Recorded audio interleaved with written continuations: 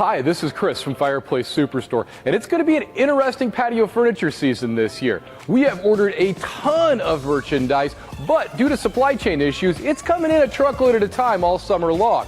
If you want the best patio furniture, check early and check often. If you want to custom order your furniture, get in here as soon as you can to give your furniture the best chance to arrive this summer. Fireplace Superstore, Iowa's best patio furniture selection, just east of I-35 on Douglas Avenue. At DeArmond Ford Indianola and DeArmond Automotive Knoxville, we want you to experience the DeArmond difference. My dad and I are in the dealership every day to ensure your ownership experience is exceptional. We're completing phase 2 of our major reconstruction project at our Indianola location, providing a state-of-the-art customer lounge and waiting area and soon-to-be all-new showroom, reinvesting back into our communities. DeArmond Ford Indianola and DeArmond Automotive Knoxville. Experience the DeArmond difference today. DeArmondAuto.com.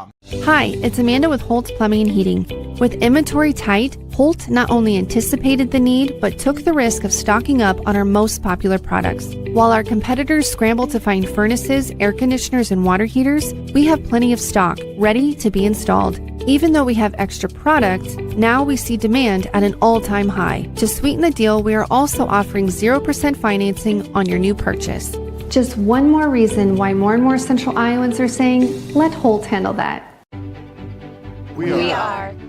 We are so much more Than an energy company. We are connectors. Community protectors. And clean energy leaders. We are Job creators. Friends and neighbors. Stewards of your dollars and savings. Yes, we. We are so much more. We are the energy behind your everyday. And we are obsessively, relentlessly at your service.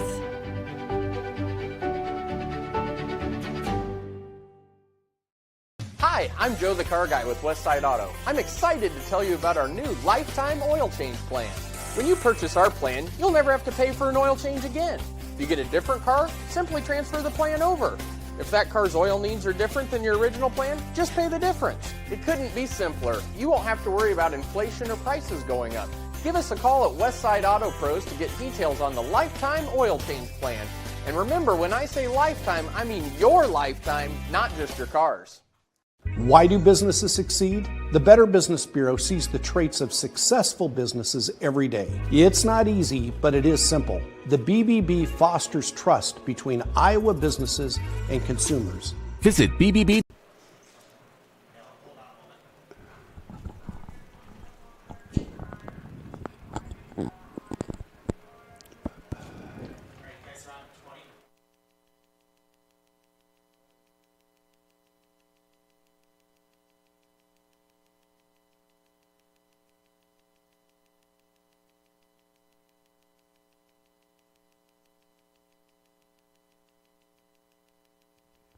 After a perfect start to the title defense campaign, the Menace look to earn a 9th straight victory in their 2022 home opener.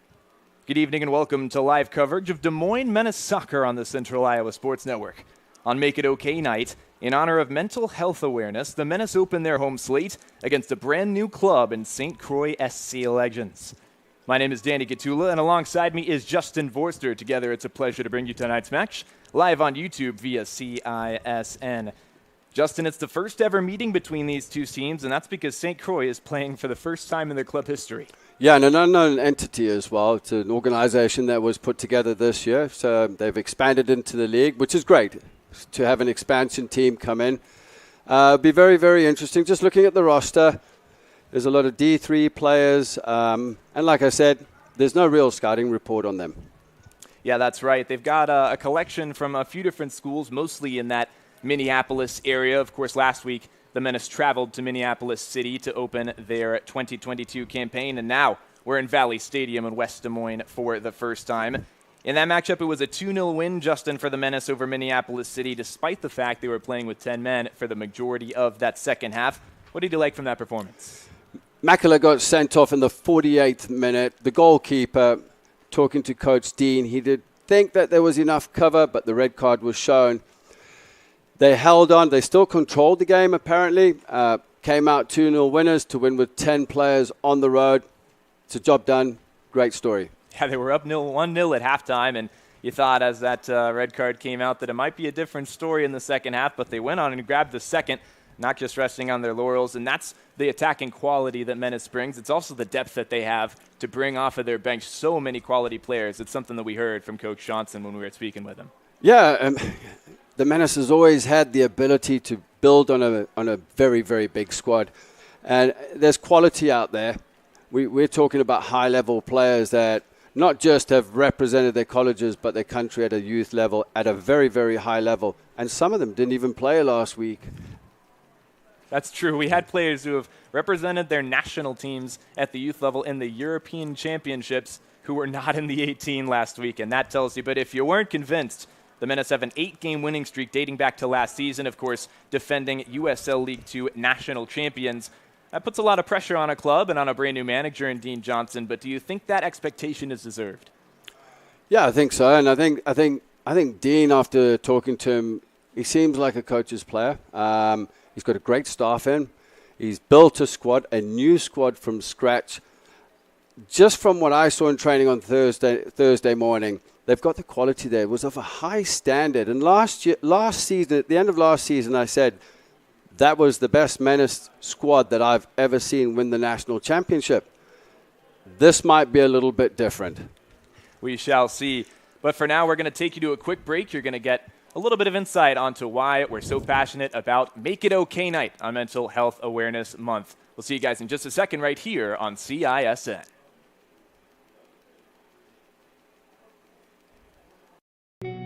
Make It OK is a community campaign to reduce the stigma of mental illnesses.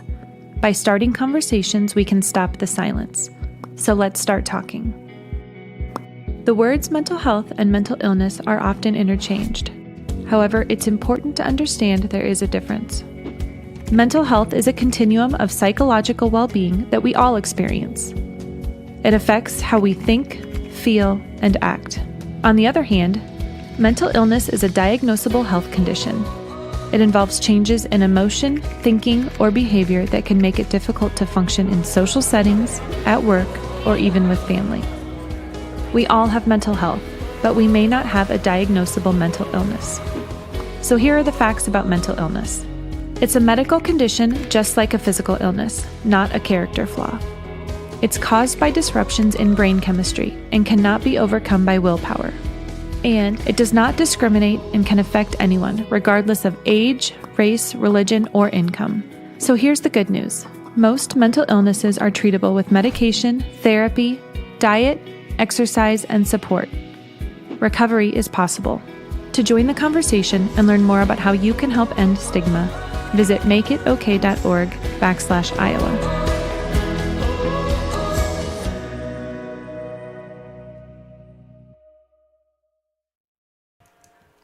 Just a few minutes before kickoff here in West Des Moines, Iowa. And for the Menace, the task is simple. Keep on winning. Justin Forster and myself, Danny Catula, with you at Valley Stadium here in West Des Moines, about 15 minutes out from downtown Des Moines, Iowa, the capital. And last week, the Menace came out, as we mentioned, got a 2-0 win. A couple of big moments from that one. Justin, walk us through what happened. Yeah, a few big moments, actually. You know, the Menace scored in the first half through Croix, beautiful free kick from 35 yards out. Went in at halftime, comfortable, in control of the game, although they were pushed to the limits at now and again. But I think at the end of the day, the Menace had the game in control. Came out second half, and unfortunately, in the 48th minute, like I mentioned earlier, Makela got sent off. So he was replaced by Joey Petroni, I believe. So Petroni came in. They were down to 10 players. They were still in control of the game. I think Minneapolis pushed a little bit to go for it. And then Elliot Goldthorpe in the 78th minute managed to toe one in on the far post. That went in off the post, actually. It did. Yeah, so came away on the road, 2-0. Great result. Yeah, any way you can get it, right? If it comes off the post, he'll say he meant to do it, but in any case, it finds the back of the net for the second time for the Menace. They'll be hoping for a similar result this evening, but it's hard to know what to expect from the other side. The boys from Stillwater, St. Croix SC Legends as they're known. As we mentioned, they've never played a match as an adult team, but they have a long history in Minnesota as a youth academy. Yeah, and they're 1 hour to the east of Minneapolis. They're out there on their own, and they're affiliated to Sporting KC. So it's St. Croix Sporting St. Croix. They do actually have a very, very good youth program, very competitive on both sides, boys and girls. Actually, I think one of the players from the under-16s, he's 16 years old, is actually on the bench today for St. Croix. But, as far as the expansion team into the USL League 2, not much known about them. We do know the coaches with Wisconsin, the head coach. Wisconsin Eau Claire. Eau Claire, that's right. The Blue Goals out there. Yeah, just wanted to confirm that. So, it's new for him. He's built the squad.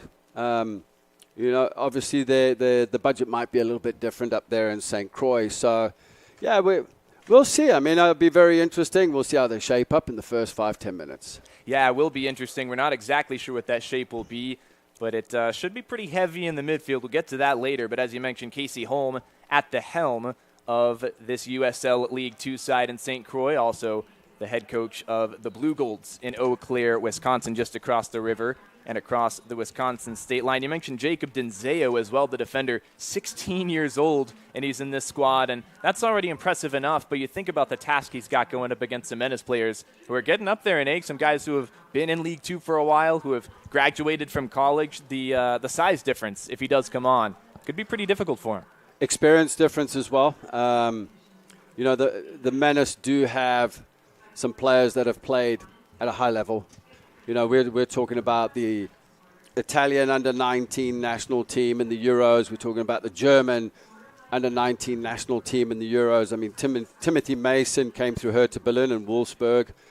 So it's not just come watch the game. Even when people at home here in Des Moines, come out here and watch the game because you're going to see some quality. So there's a lot of experience. Elliot Goldthorpe played for Bradford City. Scored the second goal last weekend. A player to watch. That's right, and scored a winning penalty. He's got ice blood in his veins. Back when he was at Bradford, he scored against the Everton U23s in the EFL Trophy. He's got quite the pedigree, as do plenty of players for the Menace. Well, we'll take another quick break, but do not go away. Starting lineups and final thoughts ahead of kickoff are ahead right here on CISN. Make It Okay is a community campaign to reduce the stigma of mental illnesses. By starting conversations, we can stop the silence. So let's start talking. Learning more about common mental illness conditions and how many people are affected is an important step in fighting stigma. The truth is, mental illnesses are common. 1 in 5 adults will experience a mental illness in their lifetime. Mental illnesses are as common as white cars.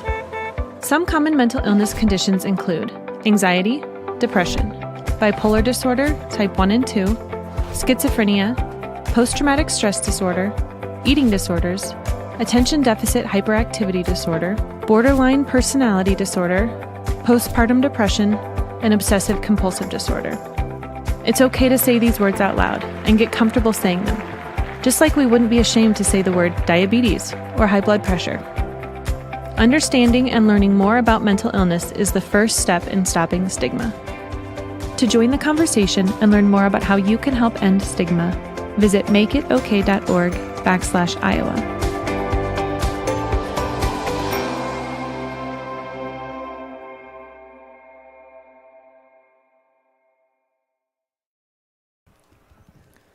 Moments away from the opening whistle, and Valley Stadium is ready to host the Des Moines Menace for the first time in 2022.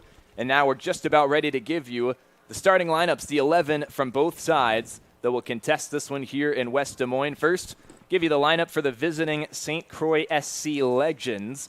As you can see there, you've got your goalkeeper wearing the number 1. That's Wesley Sanders. He's from Urbandale, Iowa. Not too far away, actually, about 30 minutes out from here, so a bit of a homecoming for him. On the back line, we're expecting Tierno Gay out of Meudon, France. Otis Anderson and Ethan Anderson, no relation, by the way, if you're curious. In midfield, looks like 5 making up that central area of the pitch. Nolan Pratumwan is a midfielder from Matumidi, Minnesota. Nicholas Sikowski, Colton Prater, Owen Johnson, and Sam Just will join him in that midfield quintuplet. And up top, there's just 2. Telvin Va, forward from West Fargo, North Dakota, and Kabi Owu is alongside him, a forward out of St. Paul, Minnesota. Plays for the Augsburg Augies over there. And now, what you've been waiting for, if you're a Menace supporter and if you're watching us from the Des Moines area, your starting 11 for the opening home game of the season here at Valley. In goal, the last line of defense in between the sticks, it'll be Joey Betroni, a goalkeeper 6'2", out of San Antonio, Texas. On the back line, Alfeu Bertini is a Sao Paulo, Brazil native, 6'1", out of Oklahoma Wesleyan. He's on the back line along with Liberty Flame graduate Malik Smith and Connor Langan. They're the 3 center backs. Your outside wing backs are Corey Cupid from Trinidad and Tobago. And on the right side, Gianluca Fiorini from Scandiano, Italy. Went to E.T. Chigi Alberto Baggi for high school. In defensive midfield, it'll be Timothy Mason. We mentioned him earlier as a Euro U19 participant for Germany. Also played with the Iowa Western Community College Reavers out there in Council Bluffs. Then Elliot Gordthorpe along him in central midfield from Leeds, England. Played with Bradford City's youth program. Riley Kraft, the 10, and he's an attacking midfielder who deserves that number 10 shirt, a creator, and he can score from long distance. Up top, it'll be Ryan Kingsford wearing the 25 shirt today from Herne Bay, England, and an Akron Zips member as well. And then Fernando Garcia, he rounds out the starting 11 from Mint Hill, North Carolina, just outside Charlotte. Went to South Mecklenburg High School there, and a graduate of UNC Greensboro, the Spartans there. What stands out to you in this lineup? It should be a similar shape, Justin, 3-4-1-2. 3-4-1-2 seems to be a familiar system around the professional leagues, college leagues, and in the USL. However, the system's going to change all the time. You know, Cupid, who's come in, Cupid's gone out to the left wing back position, actually, because Matre has been dropped. So Cupid will now take that role as the wing back. On the right-hand side in the wing back position, Fiorini will come in on the right-hand side. But it's going to be the midfield. That midfield there with Timothy Mason, who will probably hold more as a 6. And then Elliot Goldthorpe will be the box-to-box midfielder, all right? Scored the goal last weekend out of Leeds. Leeds played for Bradford. And then Riley Craft seems like the playmaker. He's going to make things happen, you know, and watching the guys in training, you've got Garcia up front, and then you've got Kingsford. Those guys, the combinations going forward and the attitudes and character they were showing in training was just unbelievable, holding high standards. Yeah, that's absolutely right. And we talked with Coach Johnson before this match about what he likes from this shape, and he said it's flexible. They've trained in a back four at times. They obviously want to stay with this back three that can look more like five defensively with those wing backs, but it's also the formation he plays at Davis and Elkins. He's the head coach over there in West Virginia when he's not here with the Menace in the summer. But as you can see, players walking out onto the pitch. Final thoughts, Justin, maybe a score prediction from this one? I'm going to go with 4-0 Menace. How about that? Man, if straight out the bat, right, straight out the bat. If Justin's right, you will not want to go away at any point from CISN here on YouTube. I certainly wouldn't be opposed to that, Justin. I don't know if you've got any capability of making that happen officially. You're a pretty powerful man. But well, if I'm wrong, I've got a parachute and I'll be jumping off the edge there. So. Well, I hope you wait until the match is over. But I will. We'll take a brief break and we'll be right back for kickoff, the moment you've been waiting for, right here on CISN.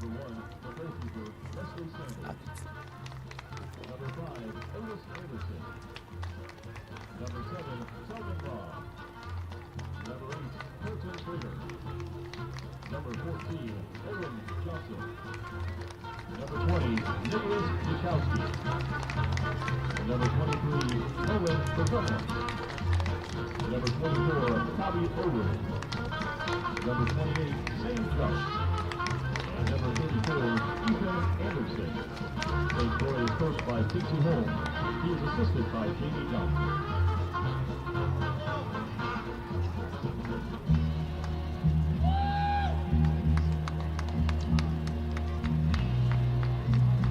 And now, your 2021 USL League 2 National Champion,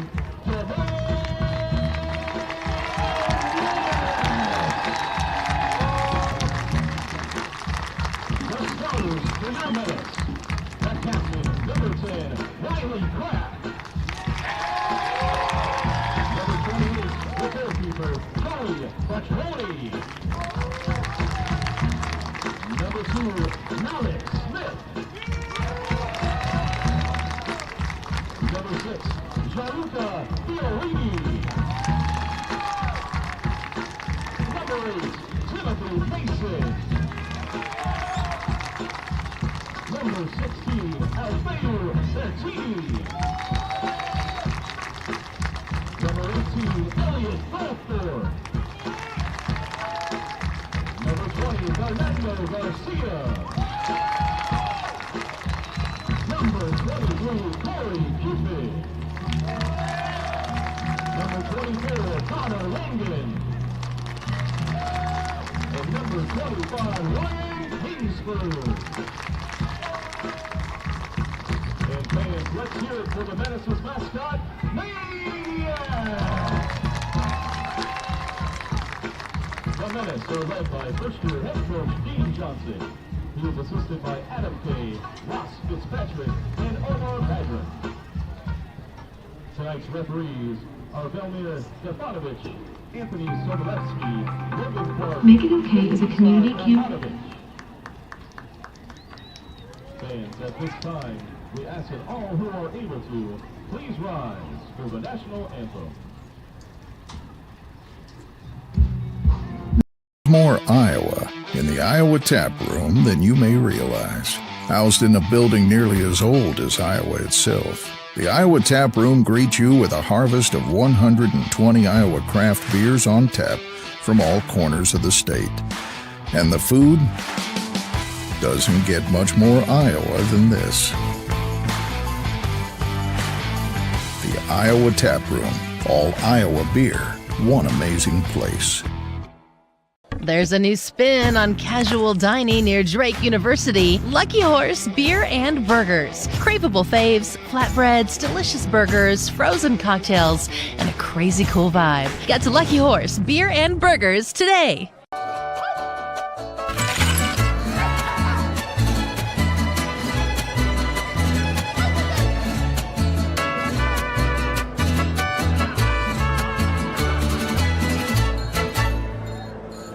The Royal Mile, where everyone's a wee bit British. The Royal Mile is downtown Des Moines' living room with classic pub favourites. Pair them with a glass of whiskey or an expertly poured Guinness. It's bloody brilliant. The Royal Mile, a proper British pub. Not too many places hit all the right notes. But when it comes to great atmosphere and delicious scratch-made food, Truman's is the name to know. Game days are for Chiefs fans, but every day is for the food fans. Truman's, get to know us by name.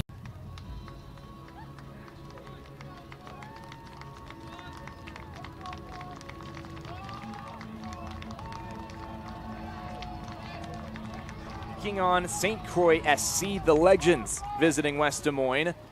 And Justin, we're just moments away. There's nothing better than that feeling. It's match day. We're back. It's been a long break in USL League 2. You got, 8-9 months where you're off, and now, for the fans, the city of Des Moines, we have soccer again. It's what they've been waiting for. They're back. The fans are out, the Red Army, who traveled up, apparently, to Minneapolis last weekend. They did.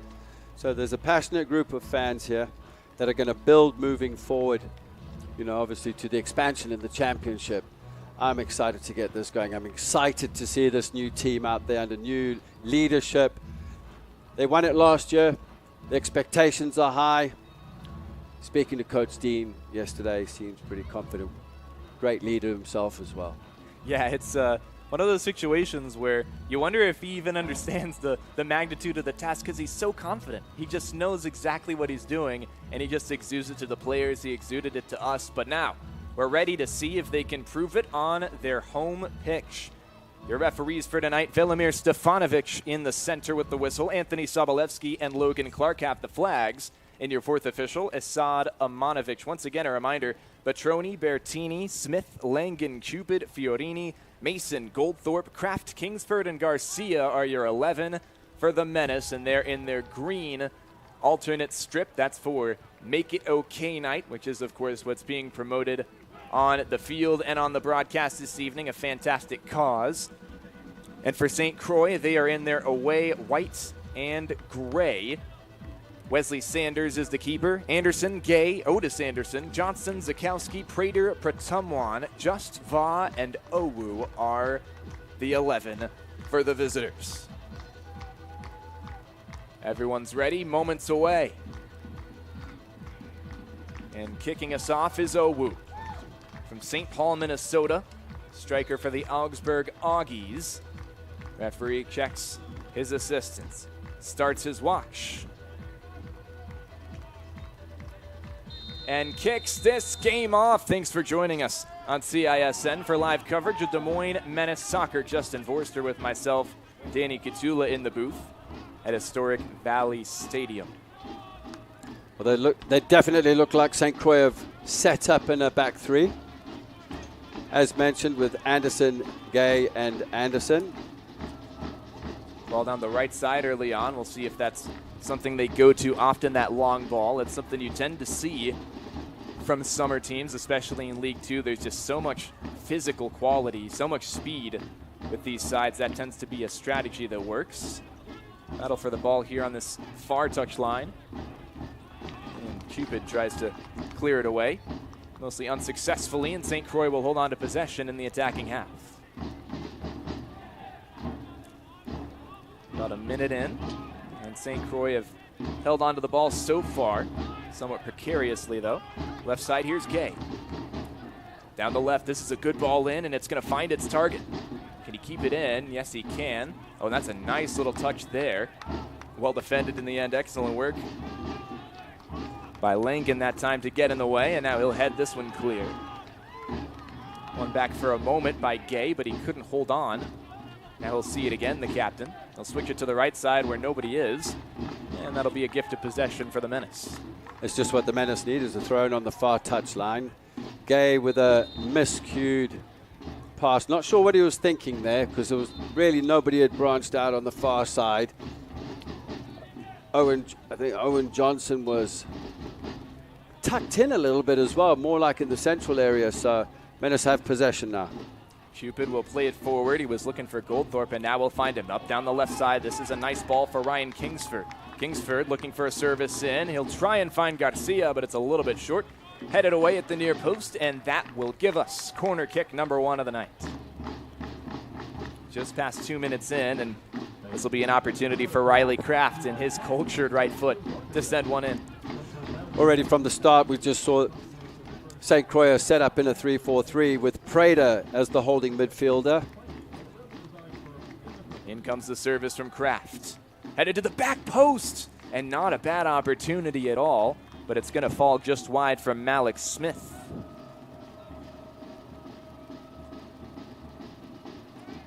It's your goalkeeper, Wesley Sanders. He'll play it out to the left. Tierno Gay on it. Left side, this is Pratumwan. And they'll switch it to the right side, this time with a bit more success. Owen Johnson on the ball. He'll send it forward, and this will be Sam Just. He'll send it back, and this is some nice possession so far from St. Croix. They'll send it long now, and that will be claimed rather easily by Joey Betroni, San Antonio, Texas native, went to Lee High School and also went to Coastal Carolina, played for the Chanticleers in the Sun Belt Conference. It's been sent long for Des Moines. A little flicked header, but that won't find its target in Garcia. Now some high pressure. Garcia comes in for a tackle, and whenever a forward sticks a foot in, you always wonder if he'll be whistled, and that was a bit of a forwards challenge that time. Well, it's no problem giving away a free kick there from Kingsford midway through St. Croix's half. But you can see how St. Croix, how they shape up off the ball when Menace are building out of the back. They drop into a back four in the 4-3-3, and Owen Johnson and Pratumwan, they tuck in a little more, and they shift, and they're making it really difficult at the beginning. I know it's early stages of the game, but you kind of get a feel of what they're looking to do tactically.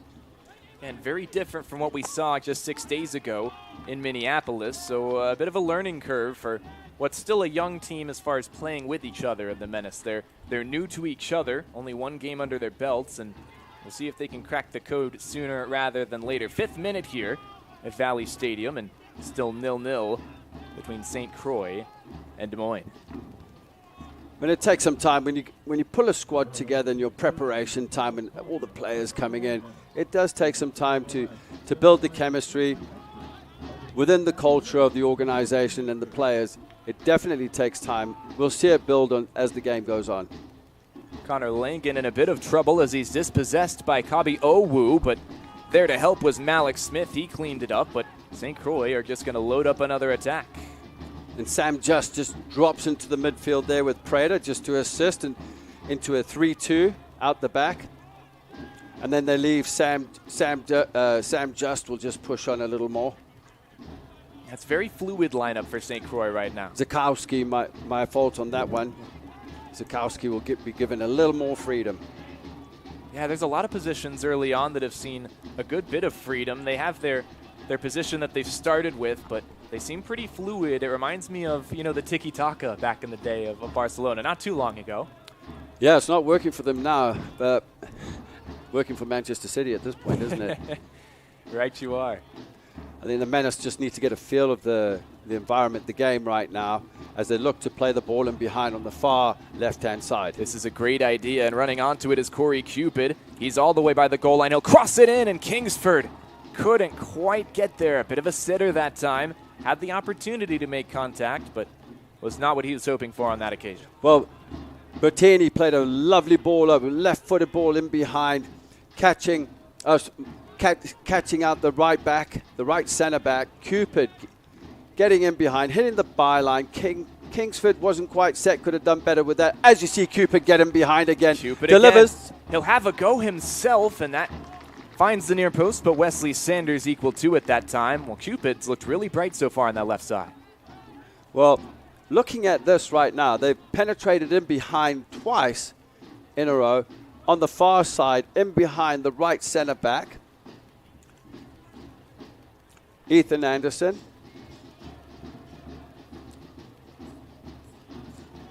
Gay has moved out to the left center back. This one will be sent long now for St. Croix. They've liked these long balls, mostly down the wing. This time they try one up the center of the pitch, and that one's dealt with. I think that's where Des Moines have looked strongest, is in that central area of the pitch early on. How's that technique from Goldthorpe? Just bringing the ball out of the end, spinning on a sixpence with that, and looking to go forward. Well, anyone who's seen Des Moines play knows that's exactly what Goldthorpe brings to the table. Got a high work rate as well, as you mentioned, Justin. He's box to box. You'll see him on both sides, pitching in. But he's just got such a great first touch, as you saw there a moment ago. And now here's Fiorini trying to develop something. He'll give to Garcia, who's taken off the ball for a moment. And Gay has been active defensively in white for St. Croix. Again, he'll find his way in, and adjudged to be a foul that time. Garcia just dribbling himself into trouble. Did well, kept the ball at feet, could have made a decision a little bit earlier. Goldthorpe made a lovely run into space on our near side, on the right-hand side. Lots of space, could have been played in earlier, to be honest with you, from Fiorini. And that's right, as St. Croix is going to move down this right side again with another aerial ball. And this time, shouts for a foul, but Des Moines won't get any, and now just outside the box, dribbling around a shot, and that's the opener. St. Croix lead through Kabi Owu. Or no, I'm sorry, that's Telvin Va. North Dakota native has St. Croix on the board, away from home and against the run of play. 9 minutes in, 1-0 for the visitors. And that was against the run of play. Owu playing the ball inside. A great run onto the ball from the midfield here.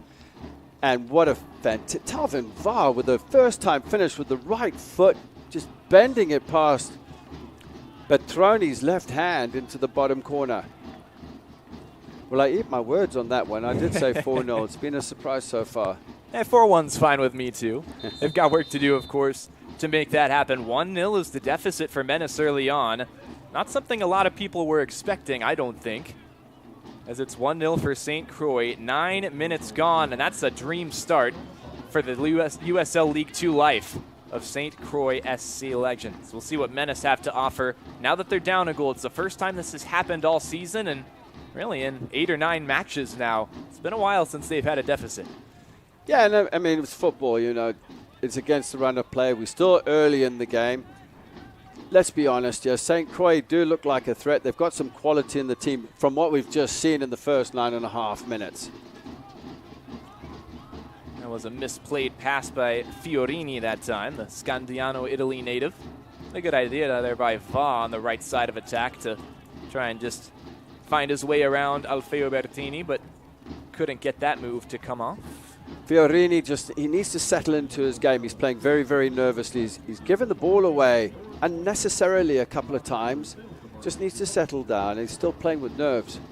Well, he's also making his first appearance this summer. He was not in the team last time that took on Minneapolis City. One of 3 changes to this starting 11. The other 2 being Timothy Mason in central midfield. And, of course, Joey Petroni replacing Grant Makala, who was sent off in the first match, serving a red card suspension. And Nedic is on the bench because he started last weekend as well. That's right. That's who Mason replaces in the center of the park. Haven't seen a lot of Mason either. Haven't called his name much, but man, whenever he's on the ball, as he was a moment ago, a nice square pass, and it was a chance for Menace to get forward.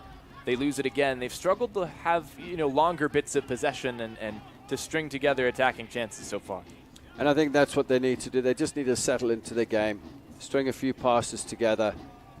They've had down the far right-hand side, I guess Otis Anderson, they've got him behind through Cupid, and they've proven that they can get him behind on that side. Well, here's Pratum one. He'll try something, and it doesn't come out to any goal-scoring chances, but it will result in a corner kick, first of the night, for St. Croix, so now we've had 1 apiece here in the 12th minute. Coming over to take it looks like Prater, the defensive midfielder. Not often you see a holding mid take the corner, but a few of the more talented ones are good enough with their foot. Sam Just has gone back to defend, and they've sent Gay up there from the back. So they've sent the big lads up. Yeah, tall figure Gay is. We'll see Although we'll have to wait a moment to see, as your center referee, Velimir Stefanovic, is just going to have a conversation right along the goal line.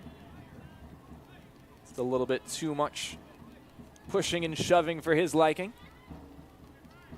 And so we await the corner kick from St. Croix. To go 2-0 up would be quite the coup. And it comes and it is claimed safely by Joey Betroni. Sun in his eyes as well. He took that pretty simply. Looks to play out on the far left-hand side. Again, they can't really build because the recovery from St. Croix is rapid. They're getting back into position and shifting, so credit to them for that. Well, in moments like this, it almost looks more like a 5-back formation where you'll see, I guess that's going to be Nolan Pratumwan, who comes back and kind of plays left wing back at times. So sometimes it's 3, sometimes it's 4, and in moments like this when they're not on the ball, St. Croix turns into a 5-back formation as well. I think for Des Moines it's more confusing than anything else. Yeah, and they're very, very well organized, as you can see on your screen. Very well organized, the leadership at the back, as Gay covers the space and manages to kick it out for a throw-in. But yeah, you're absolutely right there. They drop in, you've got Nolan Pratnam, and then you got Owen Johnson. They drop into the back three, the 3 center backs plus the wing backs. They got 5, and then you've got the 3 in the midfield, and then either VAR or OU step in as well. So it's in the central areas. It's very, very tight. Oh, not a bad idea at all to find Garcia, but it's still in the box, cleared away partially, and St. Croix will finish the job with Pratumwan. That'll go out of play for a Menace throw-in, but they've had dangerous opportunities, and you look at number 20, Fernando Garcia. He's been in good areas of the pitch, hasn't found a way to get those first couple of touches into an opening. Yeah, and I think he needs to find pockets of space in front, just off the shoulders of the center backs, and then come into the pocket. Like he could work it or step into the space like a false 9, like he's doing right now, coming to the ball as he receives it.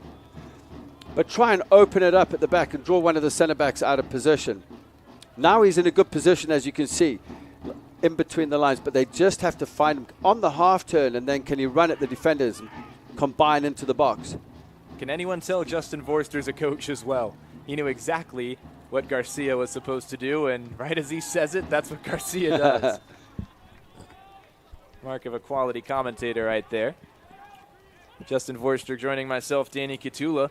15 minutes gone, a quarter of an hour is complete, and it's a quarter of an hour mostly to forget, at least as far as the scoreline tells us. 1-0 is the lead for St. Croix over your Des Moines Menace. A bit more pressure, though. It seems like the Menace are certainly obviously not satisfied with the way things are right now, and they're kind of putting the onus on to fix that. And that's a little bit better from what I've seen right now as the Menace. I know it's hot out there. We're close in the 90s right now. But picking moments on when to press as a unit. But everyone has to go. You can't allow St. Croix to turn when the ball's played in. Everything got to go as a unit. Yeah, we'll see if they're able to accomplish that in the next few minutes. An equalizer sooner rather than later would ease the nerves of everyone here. But St. Croix looking to continue in the vein that they've started in. On that right side there, that's Owen Johnson. I'm just watching Telvin VAR, he's very good as he's receiving the ball right now, but he's very good at just working off the blind side of the shoulder. I just noticed him there earlier when Owen Johnson got the ball at feet to play it in before it went out for a throw-in. He was working off the shoulder of Bertini. And if that ball's played in, he's going to catch him. And he's got a bit of pace about him as well. Certainly does, as Garcia goes down. Adjudged to be a foul, and that'll be a free kick for the Menace in the attacking half. And you just wonder what they'll do with this, if they'll try to build some possession with a short pass. It's obviously not from shooting range necessarily, even when you've got Riley Kraft on the books.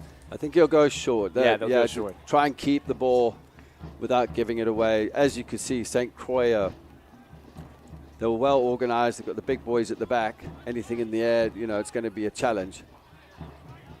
It sure is, and challenge has been a good way to describe these first 15 minutes for both sides.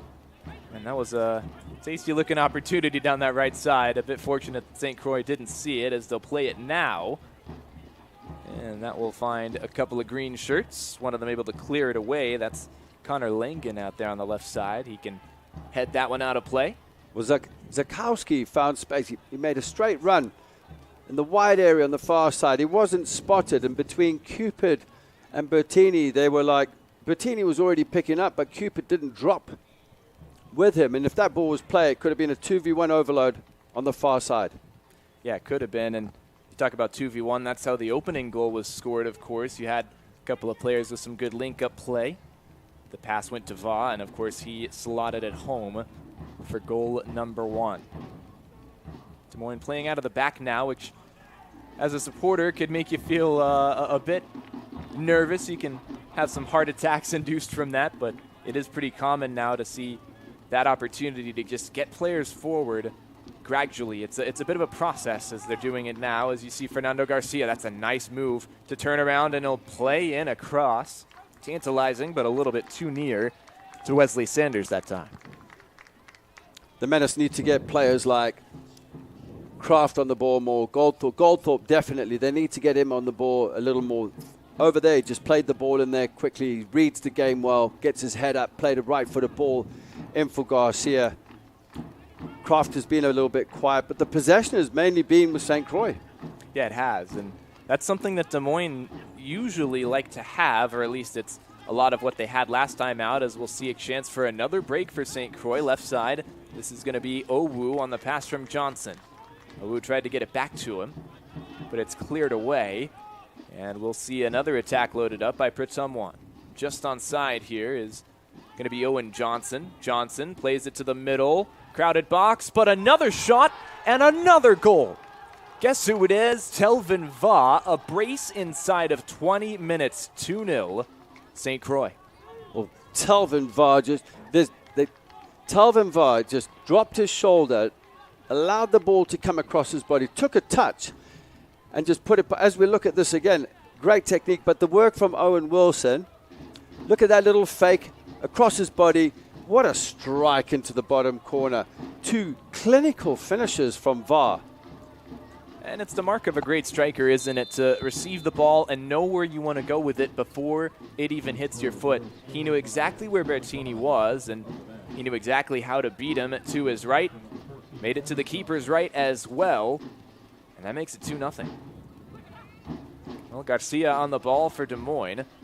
Looking to try and reverse this result slowly but surely. Going down in the box. And how about that to turn the fortunes around? Within a minute, we've got a penalty kick for the Menace and a chance to cut this lead in half. Well, Fiorini did really well there.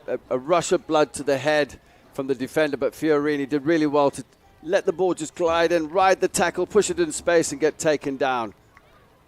Yeah, it was Tierno Gay from Meudon, France, just outside of Paris. We've talked about him a couple of times and praised him for his work. He's done well on that back line, but in that moment, not the best decision, and Fiorini will benefit.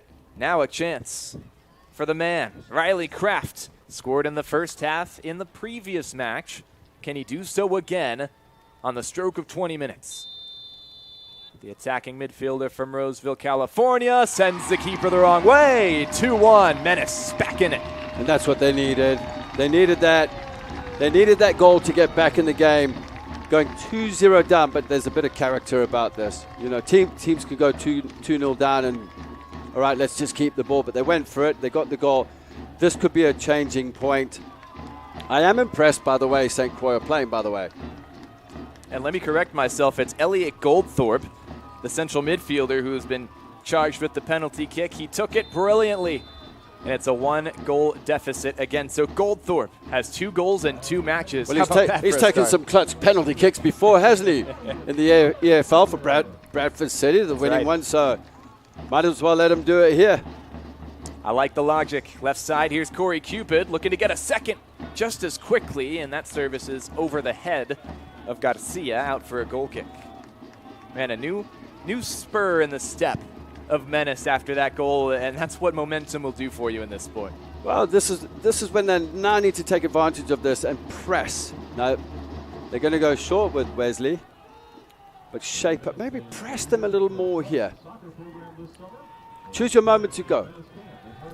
Gay with it on the left side, and he lost track of where he was. Garcia thought about a quick throw in, but thought better of it. He'll play it in instead to Kraft, and now we'll see Goldthorpe on it. Can he play it in from here? Takes a deflection, and Sanders again equal to that opportunity. Maybe an option to send it a bit higher that time from that angle. I thought from the throw-in, Garcia could have thrown it in a little bit earlier. I mean, it was on for Kingsford. He was in so much space. He was crying for it. Sanders on the ball again. He's seen a lot of the ball in this first half, whether it's been in the run of play, receiving it from one of his center backs, or on goal kicks. Now down this right side, another chance for St. Croix. They continue to attack down this right wing. An opportunity to cross, but that's cut out. Nicely done by Corey Cupid from that left side of defense. And now a chance for Garcia to get on the ball. He'll play it back. This is Fiorini. In the back, Langen. Langen back to Fiorini. He gets to midfield. And this is a better spell of possession for Menace. Riley Kraft has stepped all the way back to take that, and he'll send it long. Sanders has to come outside the box to retrieve it. And now Kraft will send it wide. This one sent forward again. Some aerial balls, and Menace not quite able to turn them into attacking chances, but they're holding on to possession, and that's an improvement in the fast 5 minutes. I think they should also try and switch it into Cupid as they go down the right-hand side with Kingford. He'll cross it in. Back post and a little bit too far away. This one is picked up and sent from distance, and it had to be saved. Sanders had to be alert to it. That would have been goal number 2 from the man in midfield, Elliot Goldthorpe. How about that for a crack? It didn't quite find the back of the net, but it just sends a little bit of a scare into Wesley Sanders' mind. We're starting to pick up now. They're starting to play with a little bit of fire of the Menace. The goal is an inspiration for them to get back in the game. It's 1 goal at the moment. VAR again looking off the shoulder. This is him. And he was not far away from linking up with that pass. Joey Petroni got there first with his safe hands. Played in 1 match, obviously replaced the sent-off Makala. He technically came in for Fernando Garcia, who was sacrificed when Menace went down to 10 men. He made 2 saves in that second half. I did notice during the penalty, sorry to change this a bit here, but I did notice during the penalty, Adam Kay, the assistant coach, had the back 3 over there by him, giving them strict instructions. And from here, it looked pretty harsh. They were getting sorted out big time. So hopefully the message is getting across.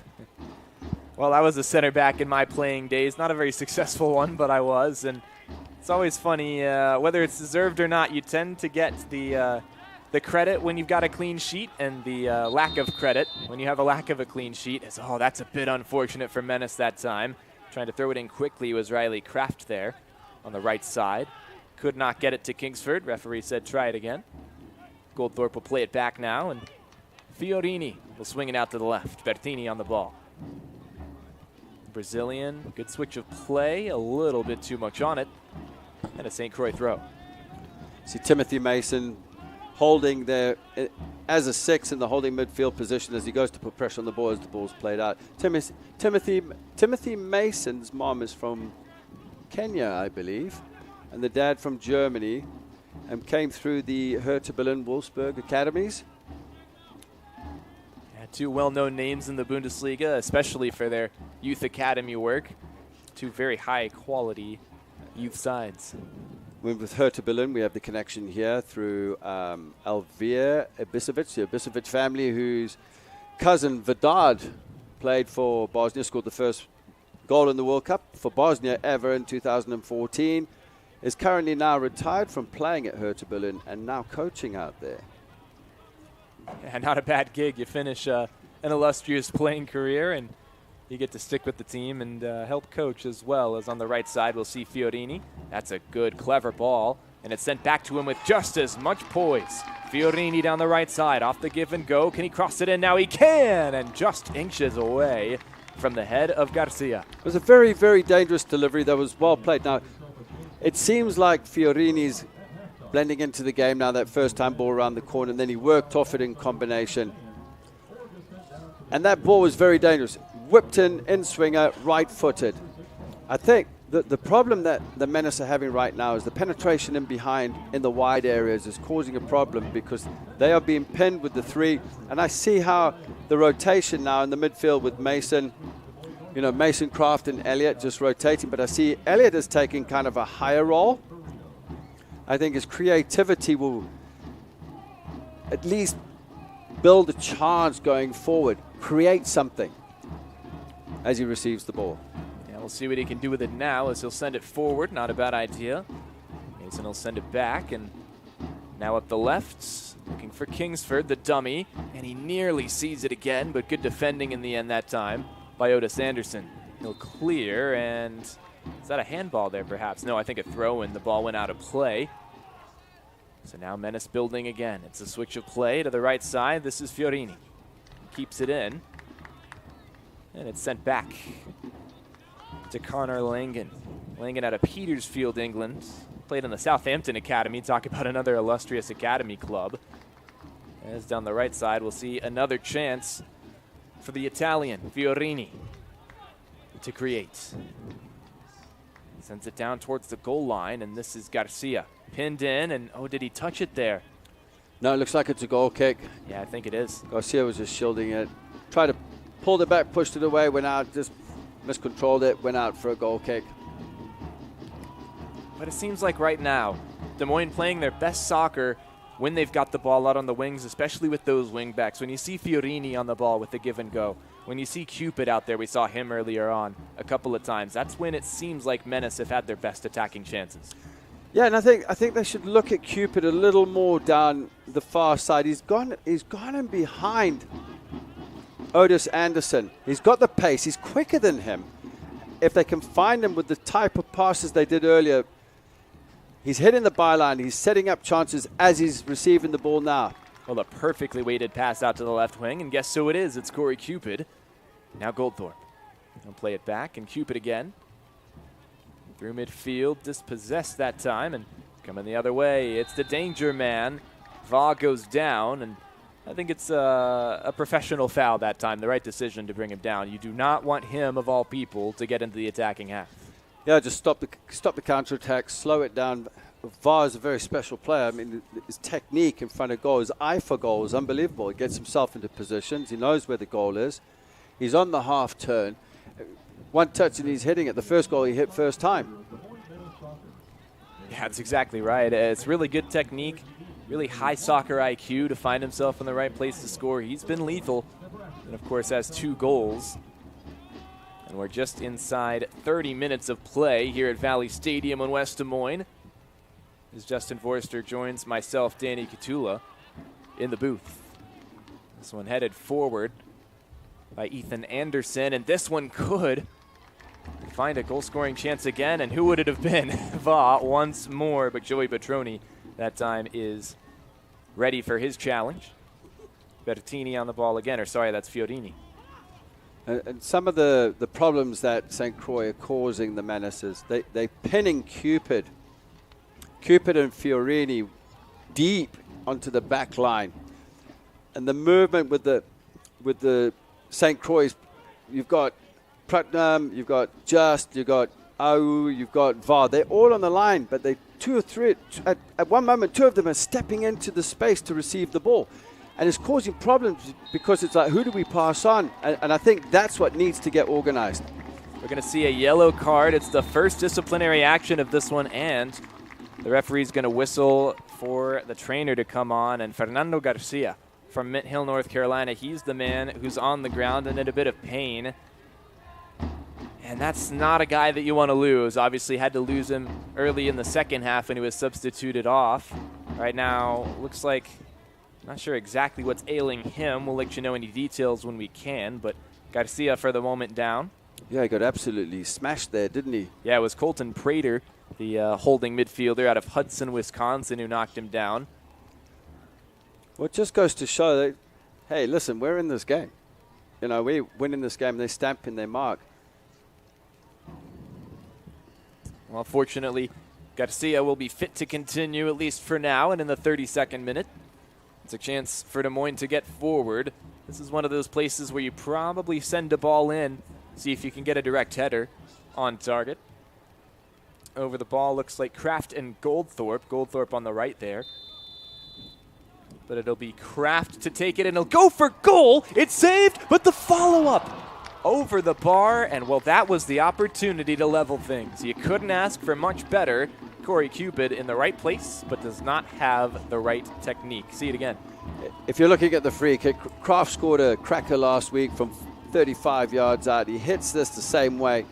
As you can see, a bit of dip that was causing Saunders some issues. It had a kind of a weird bounce, and unfortunately, Corey Cupid just couldn't get over it. Well, and it's so difficult, that technique. For non-soccer players, it looks way easier on the header than it is. It's maybe another chance for Des Moines. And now they will win the ball back with some pressure. Garcia, back turn to goal. Tries to make a move, and that's an excellent sliding clearance. Prater is there again. And now St. Croix, dangerous as ever, can counter right side. He's held on by Bertini, and this could be a chance for Va. Looking for a hat trick in the first half.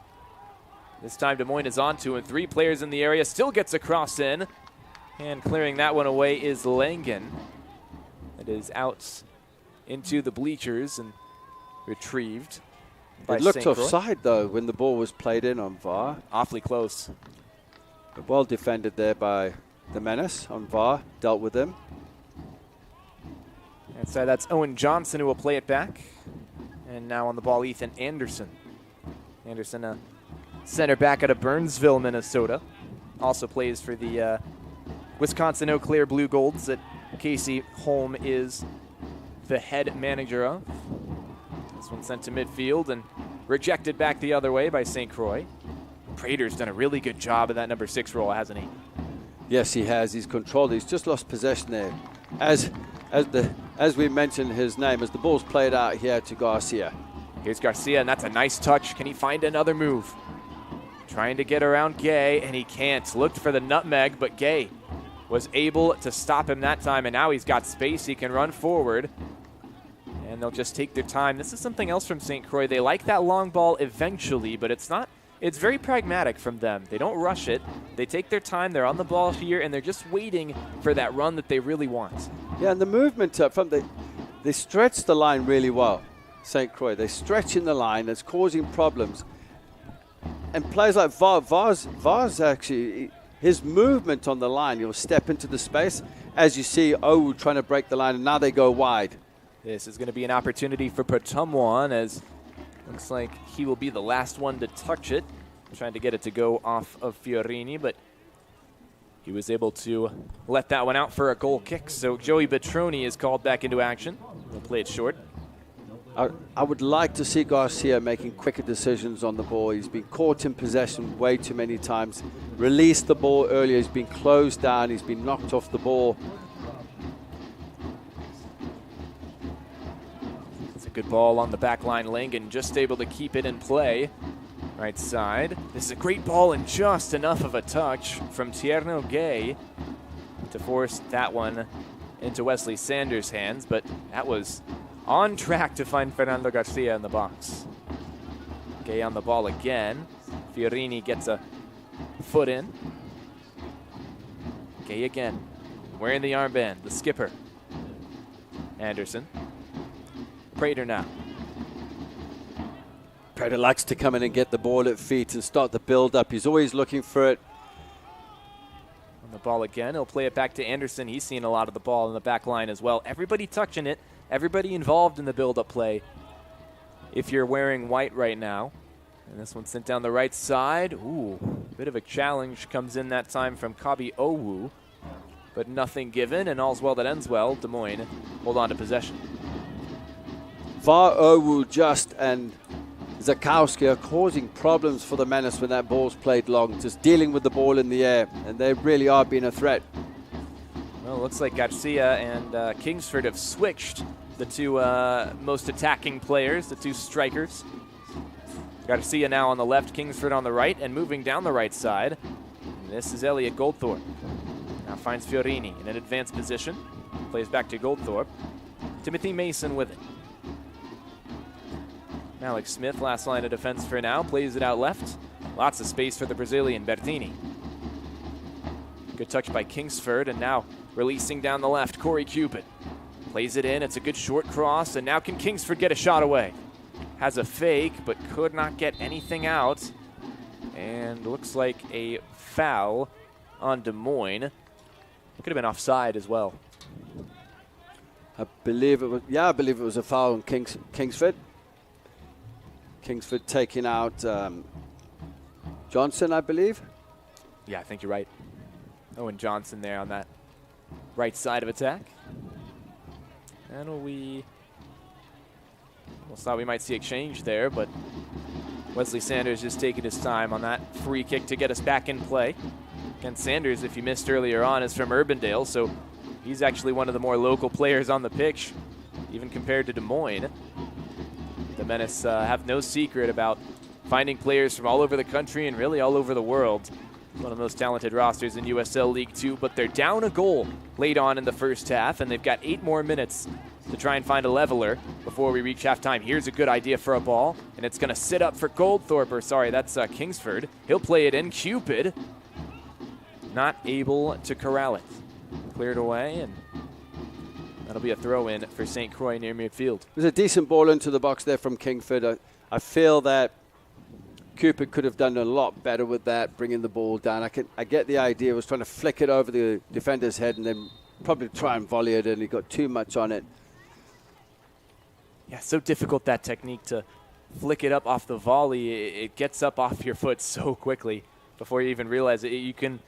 You have so little control over where that goes, or at least I don't. I'm not quite that skilled. They're more skilled than I am, but a tough technique. You just should have got side on and just volleyed the ball into the back of the net, you know. It was simple. You know, it's one of those where, shall I hit it? Shall I control it? Then you're caught in 2 minds. Well, another ball in. Looks dangerous. That time, Des Moines able to deal with it on the back line, and Gay will send this into the evening sky. And now it'll be Kingsford on the ball.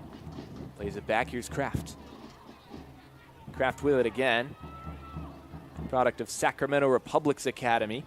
Also played with Orlando City's B team in USL Championship and made 24 appearances, I should say, with Richmond Kickers in USL League 1. He's been around. It's his first time in USL League 2 this summer. A lot of experience in the team, but just don't seem to be gelling well at this point. I mean, they're moving the ball well. Now, like I said, it's early bells at this point, you know. So at the minute, I mean, they're in control of it. Mason on the ball. I just think maybe for the second half, just to try and nullify a few things, is drop him with 2 holding midfielders, possibly that can at least get out and cover the wide areas, because Cupid and Fiorini are really being pushed back deep, so they can't get high enough when the transition's on. Well, there is a holding midfield option in the substitutes bench. That's Luka Nedic, originally from Bosnia but grew up in Lincoln, Nebraska. We could see the introduction of him in that midfield 3, that triangle, to maybe make things a bit more defensive. Yeah, and it's also just see how, I mean, obviously the Menace are chasing a goal, but to deal with certain situations in transition and how St. Croix just catching the Menace on the break, you know, with the threats of VAR and OU, who are causing problems. They certainly are. Here we go. Allowed into the space to receive and turn. That needs to be dealt with. And then nearly resulted in another opportunity for VAR streaking down that right side, but this time it is dealt with, and we'll see Timothy Mason on the ball for the Menace. Well, about 4.5 minutes or so, barring any stoppage time in this first half. How much do you think a goal would really change as far as what the halftime team talks look like and what the strategy is? I think Coach Dean's going to have a stern word with the guys, you know, just with the way they've come out and the way they've defended in shape-wise. But I don't think it will change even if it goes to 2-2. Yes, great. Let's get a goal back. It's 2-2, but we still need to do this. This is what it's got to look like in the second half.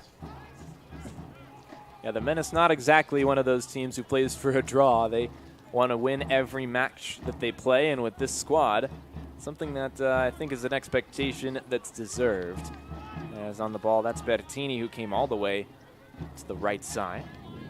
This one's sent long, and how about this? Kingsford is going to find his way onto it. Ethan Anderson in pursuit. Kingsford will play it back now to Bertini. Bertini looking for a cross. Can he find one? No, he'll carry on, lower the shoulder. And that will yield a corner kick. When Bertini received the ball originally going down the line now near side, there was no runs into the box. There was a late run from Elliot Goldthorpe on the far post. But it's those moments, margins and moments. Could we see a moment from Riley Kraft? Again, we'll just have a brief delay as center referee is going to have a conversation. Is that Corey Cupid up there? I believe it is. Yep. That's just out of your screen, but now Riley Kraft ready to put this one in. In comes the ball. It's a beautiful service. Partially dealt with! That is magisterial from the Mint Hill native. Fernando Garcia with a golazo. I'll eat my words now on Fernando Garcia. He's come up with a bit of magic there. What unbelievable technique here. Kraft to the crafty corner, out swinging, bounces. Garcia, mid-air, side scissor kick into the top corner. And you can tell by his celebration, it's a part of frustration because he's being kicked. He hasn't really got in the game, but that was clinical. Well, you may not see a better goal than that all season long. 2-2 in glorious fashion, Justin. Should I just say nomination for goal of the year? Oh, is this too early? I don't think so, Justin. Not with that goal. Unbelievable. Call the Puskas Award, people. Call SportsCenter right now. 2-2, as that'll be a foul, and the Menace aren't pleased. See the referee making the universal sign for that's enough. Well, let's have a look at this again because it was hard to tell from our angle up here. Yeah, we'll see if we get another view on it, and it was right after the restart of play from that second goal, and we will get another replay thanks to the guys at CISN making those things happen for us. Sam just is the guy who goes down. Kraft not pleased, and for me, I can understand why he's frustrated. A little bit of contact there, but seems a bit negligible that time. You know, nowadays, it's if you're coming in at a certain angle and you get the ball, but you catch the play, the referees are going to give it nowadays. Similar decision that time on a similar challenge. It will be Corey Cupid who is adjudged to have fouled. So on that right side, this is about the distance where St. Croix has been sending in long balls. You wonder if they'll try to go direct here, as obviously Des Moines has the box a bit more loaded than the run of play tends to be. I think they will. I think they'll go direct. Well, look how many players are forward. And here's the thing. They'll go direct because they've caused the Menace haven't been able to deal with the ball in the air on deliveries. And it comes, and again, a bit shaky on the aerial ball defense, but they're able to get it out for a corner. We've reached 45 minutes exactly. We're still waiting on added time if there is any. Surely they'll get enough time for this corner kick at least. I think we're getting a minute of time. That's about right. As the corner is set to come in. That is low and not at all what St. Croix were hoping for. I still can't get over their technique. And just to be clear, they've given 2 minutes of added time. So 2-2 for now, and we've had, 20 seconds of the 2 minutes, so still plenty of time for either team after this corner comes in to even get a fifth goal in this first half. Here comes a shot, and that is deflected, and it had to be that time. Cleared away. And Bertoni was diving to his right as well, covering it, but that was well defended there by the Menace. It was. And it had to be. That was another dangerous opportunity. What a demoralizing moment it would be to go down 3-2 after you come down from 2-0.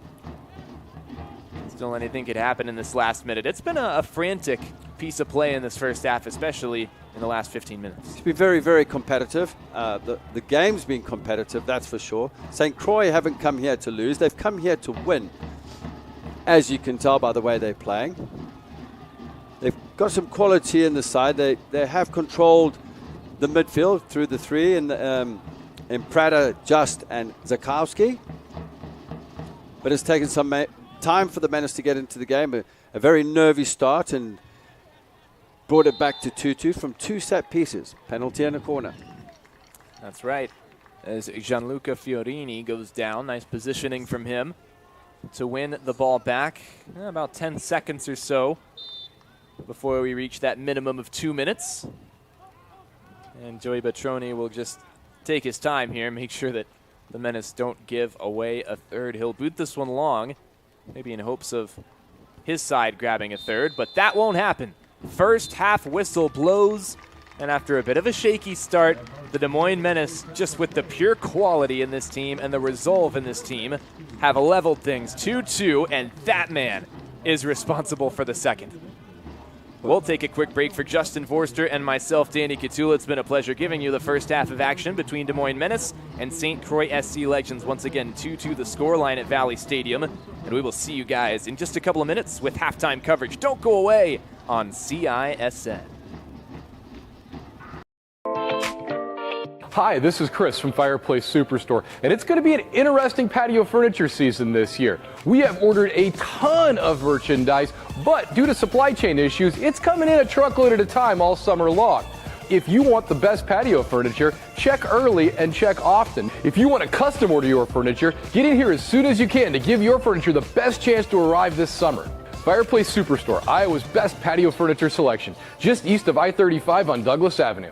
At DeArmond Ford Indianola and DeArmond Automotive Knoxville, we want you to experience the DeArmond difference. My dad and I are in the dealership every day to ensure your ownership experience is exceptional. We're completing phase 2 of our major reconstruction project at our Indianola location, providing a state-of-the-art customer lounge and waiting area and soon-to-be all-new showroom, reinvesting back into our communities. DeArmond Ford Indianola and DeArmond Automotive Knoxville. Experience the DeArmond difference today. DeArmondAuto.com.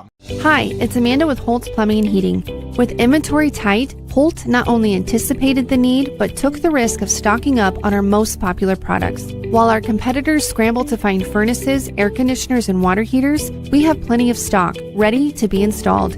Even though we have extra products, now we see demand at an all-time high. To sweeten the deal, we are also offering 0% financing on your new purchase. Just one more reason why more and more Central Iowans are saying, let Holt handle that.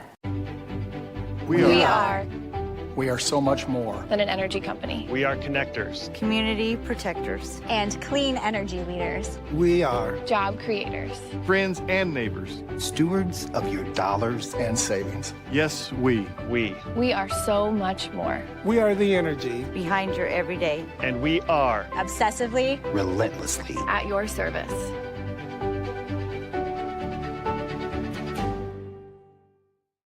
Hi, I'm Joe the Car Guy with Westside Auto. I'm excited to tell you about our new lifetime oil change plan.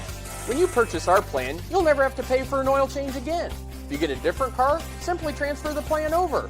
If that car's oil needs are different than your original plan, just pay the difference. It couldn't be simpler. You won't have to worry about inflation or prices going up. Give us a call at Westside Auto Pros to get details on the lifetime oil change plan. And remember, when I say lifetime, I mean your lifetime, not just your car's. Why do businesses succeed? The Better Business Bureau sees the traits of successful businesses every day. It's not easy, but it is simple. The BBB fosters trust between Iowa businesses and consumers. Visit BBB.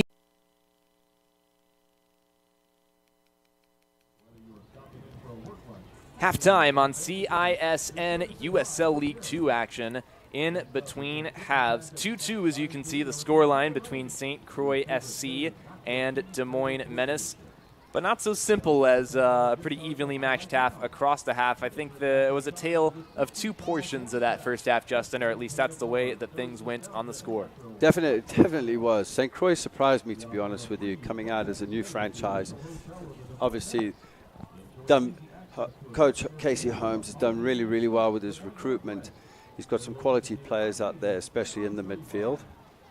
The back line of Otis, Ethan, and Anderson and Gay, they've been phenomenal and sturdy, although they've given away some bad errors. as we look at the replay here, again, Talvin Varr with the first goal, hitting it first time, just a knack for goal with his right foot and putting it past Petroni. And then, he gets the second goal. Danny, it was, again, some great technique. It was from the left-hand side ball and shimmies across his shoulder, just goes to Bertini's left.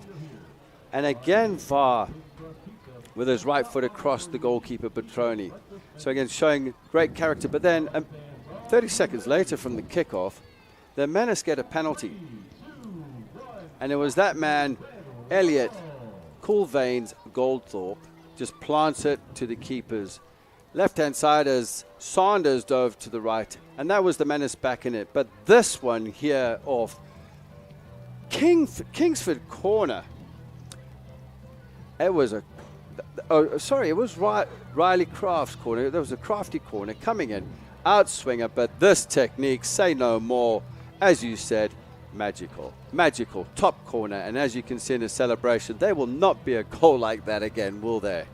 No, there won't, and you can tell from his reaction. He knows once he's hit it, that is the stuff of dreams. And you can almost make a case for the fact that that's the type of second goal that the Menace needed. It wasn't just, as you see, the moment kind of hitting him there, as it's 2-2 at halftime, but it's that type of goal that gives you a lot of momentum and a lot of good feeling going into the second half. As he scored, I had a quick look in the crowd, and I saw people just put their hands over their mouth in shock. They couldn't believe it. My jaw was dropped here. It took me about 30 seconds to be able to say anything again. I know. I was wondering what that thing was that hit my foot. That was indeed my jaw. I had to put it back in. But we'll take another quick break here on CISN. We'll be back in just a moment with more halftime analysis and, of course, the second half of action right here on CISN. Make It Okay is a community campaign to reduce the stigma of mental illnesses. By starting conversations, we can stop the silence. So let's start talking. When someone opens up to you about having a mental illness, it is important to know what to say and what not to say to create a supportive conversation. Sometimes, saying nothing can make the stigma worse. We may resort to silence because it can be hard to find the words to say. Here are just a few phrases that might be helpful. Thanks for opening up to me. Do you want to talk about it? Is there anything I can do to help? I'm here for you. Tell me more. Are you getting the care and support you need? Can I drive you to an appointment? How are you feeling today? And here are just a few phrases that are not helpful to say. It could be worse. Just deal with it. Everyone feels that way sometimes. You may have brought this on yourself. You've got to pull yourself together. Maybe try thinking happier thoughts. And words such as crazy, psycho, nuts, or insane should never be used. Silence can make people with mental illness feel even more alone. By starting a conversation, it lets the other person know that you care about their well-being. Be nice, supportive, and willing to listen. To join the conversation and learn more about how you can help end stigma, visit makeitokay.org/Iowa.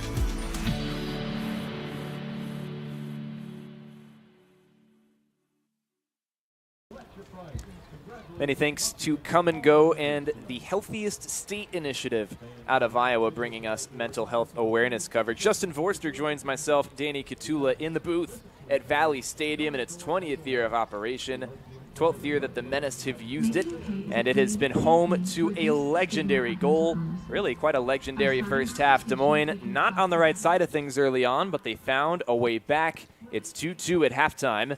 And, I mean, let's just kind of go back over what we were thinking pre-game, because two similar lineups, 3-4-1-2 for the most part from both sides, and I think we looked at the 3-4-1-2 from St. Croix and figured that was mostly reactionary to what they saw from Des Moines last week, but they have not been reactionary. They've been anything but. They've taken things on for themselves. They've attacked. They've taken really the scruff of the neck of this match and taken control from the first moment. It took some really good quality from Des Moines to get themselves back in this. Well, look, they've come here and they're not showing any respect to the national champions, and that's for sure. I feel that St. Croix have controlled the ball in the midfield. They've won first and second with just Zakowski and Prada. Prada's done really well as a holding midfielder. He's just breaking up play, picking up the pieces, receives it off the back line. He's always looking for the ball, always looking to build up from the back. However, when you look at St. Croix, when they go forward, they push VAR, Au, Just, and Zakowski on the line. And then you've got Owen Johnson as well. And between the group of players, you've got one or two moving into the half space, and they're confusing the back line of the Menace. And by doing that, they're pushing Cupid into a deep left wing-back position, and Fiorini has been pushed into the back line on the right-hand side, so there's 5 across the back. When you need them to push forward, yeah, I get it, you've got to defend. I'm just trying to figure out if a double holding midfield role will work better, that they can cover the space in behind, or break up play. They need to break up play in the midfield. Mason, I feel towards the latter part of the game, was starting to get control, and maybe this is the change of momentum. But obviously with the coaching staff, with the Menace, with Dean Johnson and his assistant Adam, I'm sure some great minds are coming together, and they'll come out in the second half, and it might be a little bit different. Don't forget, St. Croix are 1 hour away from Minneapolis, and they probably had coaching staff there watching the game and scouting. So they've come out with a plan. Well, if you're curious for other USL League 2 action in the Deep North Division that the Menace are new to, it's 1-1 at halftime in Peoria, as the boys from Illinois, they're also brand new to League 2, have started brightly, but Minneapolis City able to equalize in the 23rd minute via Eli Goldman. That's Minneapolis City, the Crows in Peoria taking on Peoria City in other Deep North action. Of course, Minneapolis City playing their second match after losing 2-0 to the Menace up there in Minnesota. Peoria playing their first match as a USL League 2 side. So interested to see how that one turns out. Peoria, one of the teams who's expected to be one of the biggest challengers to Des Moines, but I think a lot of people really didn't expect this out of St. Croix. We'll take another break and be right back with more action. Make It Okay is a community campaign to reduce the stigma of mental illnesses. By starting conversations, we can stop the silence. So let's start talking. What is stigma? Stigma is a set of negative beliefs that society has about something. Think about the words you've heard used to describe someone with a mental illness. Crazy, psycho, nuts, or insane. These words have negative references and are part of the stigma of mental illness. This is important because stigma can impact how we think about mental illness, how we talk about it, and even how we treat someone who is experiencing a mental illness. Why does this matter? Stigma is the greatest barrier that stops people from seeking treatment for their mental illness. Stigma causes fear, shame, and isolation. Failing to seek treatment can lead to job loss, poor performance in school, jail, or death by suicide. So how can we stop the stigma and better support those with a mental illness? Be nice. Kindness, empathy, and compassion are important. Listen. Be willing to listen to someone with a mental illness. And don't ignore it. Offer to help them the same way you would help someone with a physical illness. To join the conversation and learn more about how you can help end stigma, visit makeitokay.org/Iowa.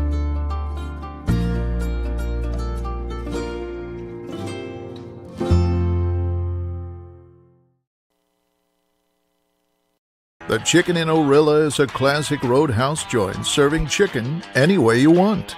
All hand-cut, hand-breaded, and 100% satisfying. Chicken, just like your mama used to make. Bring the whole fam for all their favorites, and chicken so good you'll know why we could only call ourselves the Chicken. In the middle of nowhere, but just minutes from everywhere. With over 260 beers on tap, El Bait Shop isn't just another craft beer bar. It's the best. Beer lovers know El Bait Shop, 200 Southwest 2nd, Des Moines.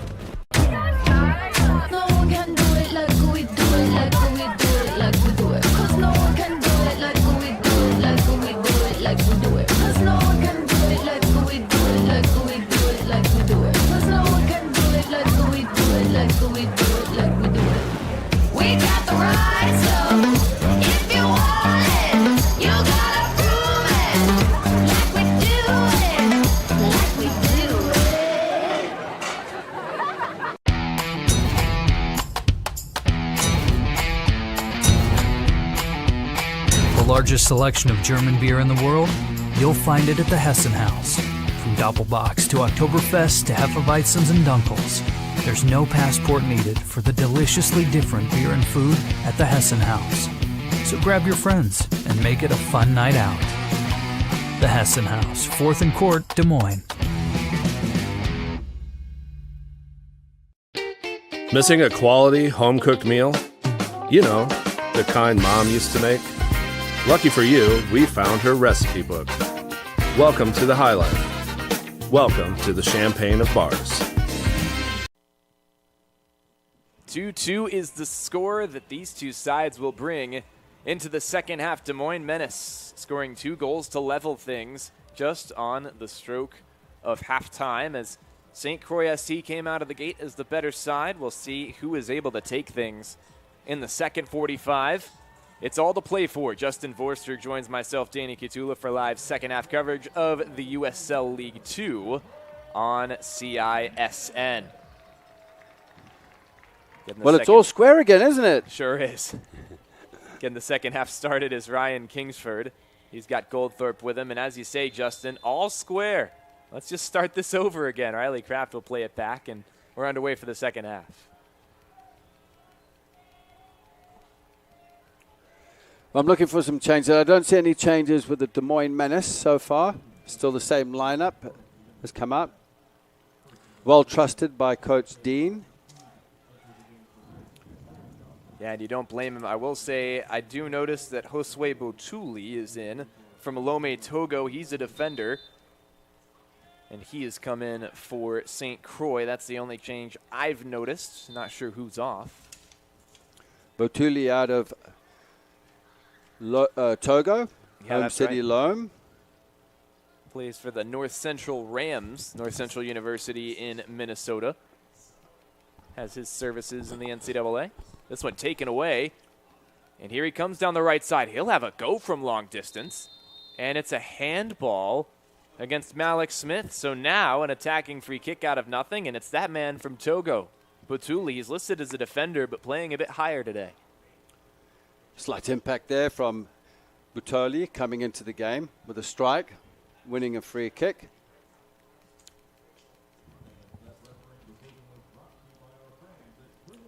So 47th minute, it's only been a minute and a half, and again a chance for St. Croix. They're threatening again to go ahead. Over the ball looks like Gay, and maybe Colton Prater there as well. It looks like it might be Gay with the way he stepped back, but Prater also wants this. I think it's Gay with his left foot. And as you say, Justin, it is, and not far away from that distance. It's the upright of the football goalpost that's behind the goal. And that, of course, doesn't mean anything in this match. So 47 minutes gone, still 2-2 between St. Croix and the Menace. It wasn't a really good free kick, to be honest with you. There was no dip in it, went sailing over the bar. And Petroni didn't have to do anything about that. No, and he won't complain about that. The less he has to do, the more pleased he'll be as a goalkeeper. On the back line, looks like Ethan Anderson, he'll play it out to the right side of defense, Otis Anderson. And it's filtered out to the left, Tierno Gay across midfield, and this will be Botuli on it. And they'll win a throw in, St. Croix.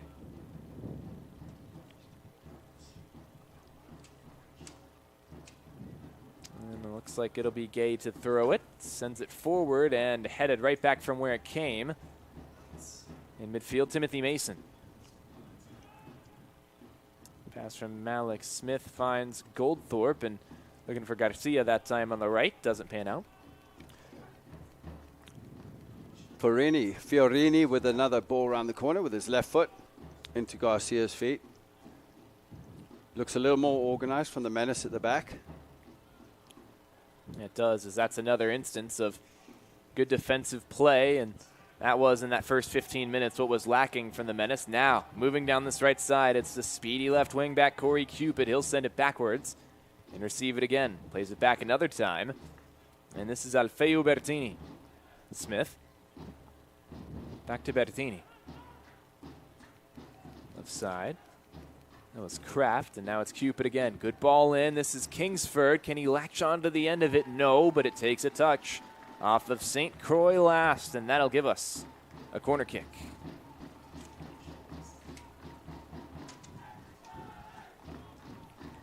So we'll see an opportunity again for the man with the armband, the captain Riley Kraft, to send in another corner. Last time we saw this, Fernando Garcia came in with a show-stopping second goal. And this will be an in-swinger.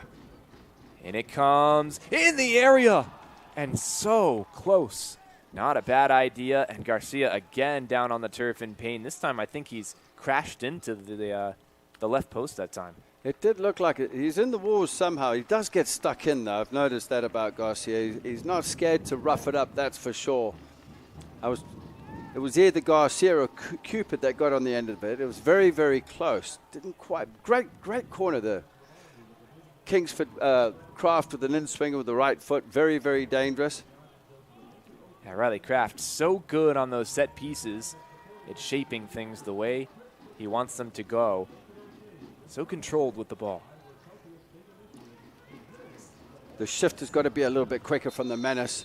Got to read it, start moving early. Your first 5 yards is important on a sprint. Well, it's interesting. The referees stopped this throw in to have a conversation with the fourth official. And that's not something you see too commonly. Usually the fourth with information about the coaches on the touchline or maybe some kind of illegal substitute. No, what they're doing is fixing his sleeve. Yeah, it's just giving him a little extra padding, that's all. A curious one. Well, if you had Fernando Garcia with a half volley and then the referee adjusting his sleeve on your bingo card, then you're doing pretty well this evening. But you'll be up at the casino house just now after this game. It's about 30 minutes away from us in Altoona. What a ball that is. And Cupid again on the end of it is a good cross in. First time. The header, and it's just wide. That's Garcia again. Man, he has found himself in the center of the attacking action in this second half. And, man, that's what a late first half goal will do for you, especially at that quality. Just increases that momentum, that confidence you've got. And it's boosted some confidence. You can tell it has. He's playing with a little bit of fire now. And then, sometimes that's what you need. A little oomph in you. Maybe had a chat with the coaching staff at halftime. He's fired up. And this looks good for the Menace right now. They're putting some pressure on St. Croix. St. Croix looks shocked. As long as they can nullify their front line, they like to stretch the line and they look to play him behind. And comparing the first 5-10 minutes of the first half with that same period here in the second half so far, it's been a world of differences. Down the left side again, some joy for Corey Cupid. He plays it into Garcia, plays it square. Could they get a shot away from this? A deflection, and it goes wide for another corner. Riley Kraft to do the honors again, and Elliot Goldthorpe. That man again, such a great left foot that time. But it came from the press. Cupid winning the ball on our near side, managing to play the ball. They went quick. They went quick. He played the ball inside. Elliot Goldthorpe with a little flick behind the heel, getting it onto his left foot. Kraft with the other service. Back post, no one's there to collect it. And it goes out of play before Garcia can arrive. Slightly overhit that, looking for the far post. Changed it up a bit. He went just slightly near on the first one, far the second one. And Garcia is now putting in a shift. Yeah, he sure is. And really the energy, the work rate was always there in the first half. The quality sometimes and the decision-making wasn't. This time he's got the full package. Across midfield now, St. Croix. They'll move it back into their own half for a moment, but it's stolen away quickly. Menace have had the bulk of possession so far, and now they'll try to use it to grab a third goal. Left side, Cupid. Cupid will send in a cross, looking to find the run of Kingsford, I believe, but still in the area. A good flick in. Can they get a shot away here? No, it's cleared away despite a couple of bounces in the area. And that's a lot better from the Menace. Again, they broke up play in the midfield on the far side in the central area in the midfield. Broke up play, and that was Fiorini, and again they break forward. This is Alfeo Bertini now on the ball. Bertini moves it to the right, Connor Langen. And Fiorini has it again. Can he cross it in? It is a long cross and nearly finds the head of Kingsford. It'll be crossed in again from the left side. Top of the box, still nothing doing. All the pressure, but no goal so far. Right side, what a move that is from Fiorini. Well defended in the end by Gay. And Gay's on it again. Can he clear now? Well, he had a bit of nerve that time, and they give the ball away. But they're just able to keep from a really bad error that time. It's pretty nervy right now for St. Croix at the back. They'll give it away again in midfield. See, out of your picture, there's a player down for St. Croix, but maybe that's just to slow the game down. He could be injured, but I tell you what, off the ball, when St. Croix picked the ball up deep in their own half to look to play along, the midfield line of Mason, Goldthorpe, and Croft, they just drop off slightly. Croft slightly in front, but Mason and Goldthorpe are dropping off a bit so that they can intercept that long ball. So there has been some change. Maybe that's part of the tactical work at halftime by the coaching staff. I'm really interested to see, looking at these substitutes available for Des Moines, who might come on and win to kind of bolster that change. You've got a defensive midfielder we've mentioned, Luka Nedic from Lincoln, Nebraska. Eduardo Deglino-Centi is a central midfielder who offers more of that box-to-box nature, could be a replacement for Elliot Goldthorpe. Eddie Speed could play on either side as a fullback and can also be deployed as a center back. Another center back is Mateo Levesque. Carlos Santamaria is a midfielder who can play just about anywhere in that midfield five. Alessandro Salvadego is the lone striker option off the bench, and Quinn Millard, wearing the number 1, is the backup goalkeeper. Again, no Grant Nakala in the 18 after being suspended for his red card last time out. I think with the way the momentum's going right now, the Menace need to go for it. They need to try win this game, so it's got to be an attacking change, maybe player for player, or a tactical change. A defensive player out for an attacking player. I'm still a little bit nervous with that at this point, with 10 minutes into the first half, taking out a player too early defensively, although you can make changes in this league later on. However,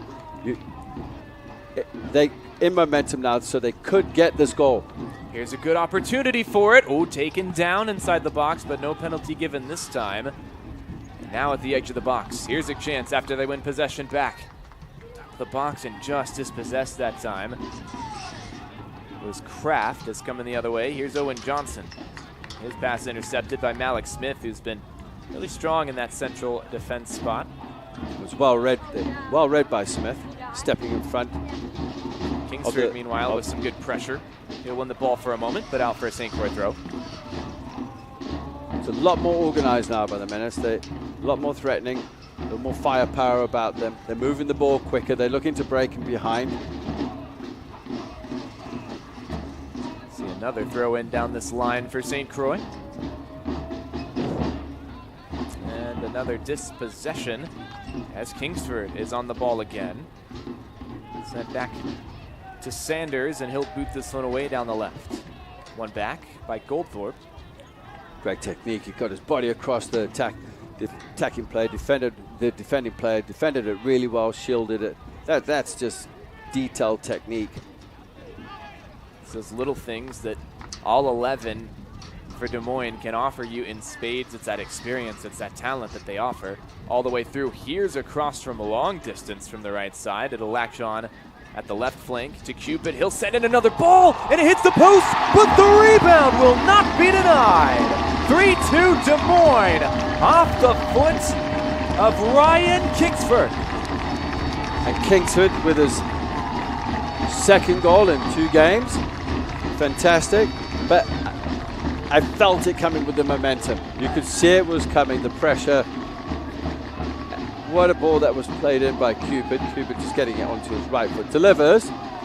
First chance there by Kingsford. Second one, just a little tap in. Wesley Saunders was already down, but fantastic now. Are the floodgates going to open up? It's going to be a test of character now for St. Croix. Are they going to come into this game? Are they going to make a few changes? Menace are looking sharp now, and they look like they're going to make a couple of substitutions. Yeah, I think they are, as we'll see exactly what those are. It looks like Fernando Garcia, just like last time, is the first player to leave. I think Timothy Mason might be joining him. So they will both head to the bench. They'll find their way off. And your first change is going to be number 11, Alessandro Salvadego. He'll come in to replace Garcia. That's an attacking change. And And on the back line, it looks like Matteo Levesque. He's come in to replace Timothy Mason, and he's a center back by trade. I wonder if he'll play an even more holding role than Mason did. Well, Timothy Mason's put in a shift. He's done a lot of work up there. Now it's time to get some fresh legs in with Matteo. So Matteo comes in now. Matteo just, it looks like he might, let's look at Nedic. So Luka Nedic is now jersey number 22. He's coming to the holding midfield for Timothy Mason. Oh, how about this for a ball? Sorry to interrupt, but an opportunity now, as it could be crossed in, or maybe taken alone by Salvadego. How about that for an individual effort? Salvadego comes in and makes a mark immediately. Well, Salvadego's already an impact in the game. Wants to get on the score sheet. These fresh legs have been promising so far. Well, here's Tierno Gay. He'll send this one long, and it'll find Josue Bozzoli. And that will go out off of him. It's a Des Moines throw. Wow.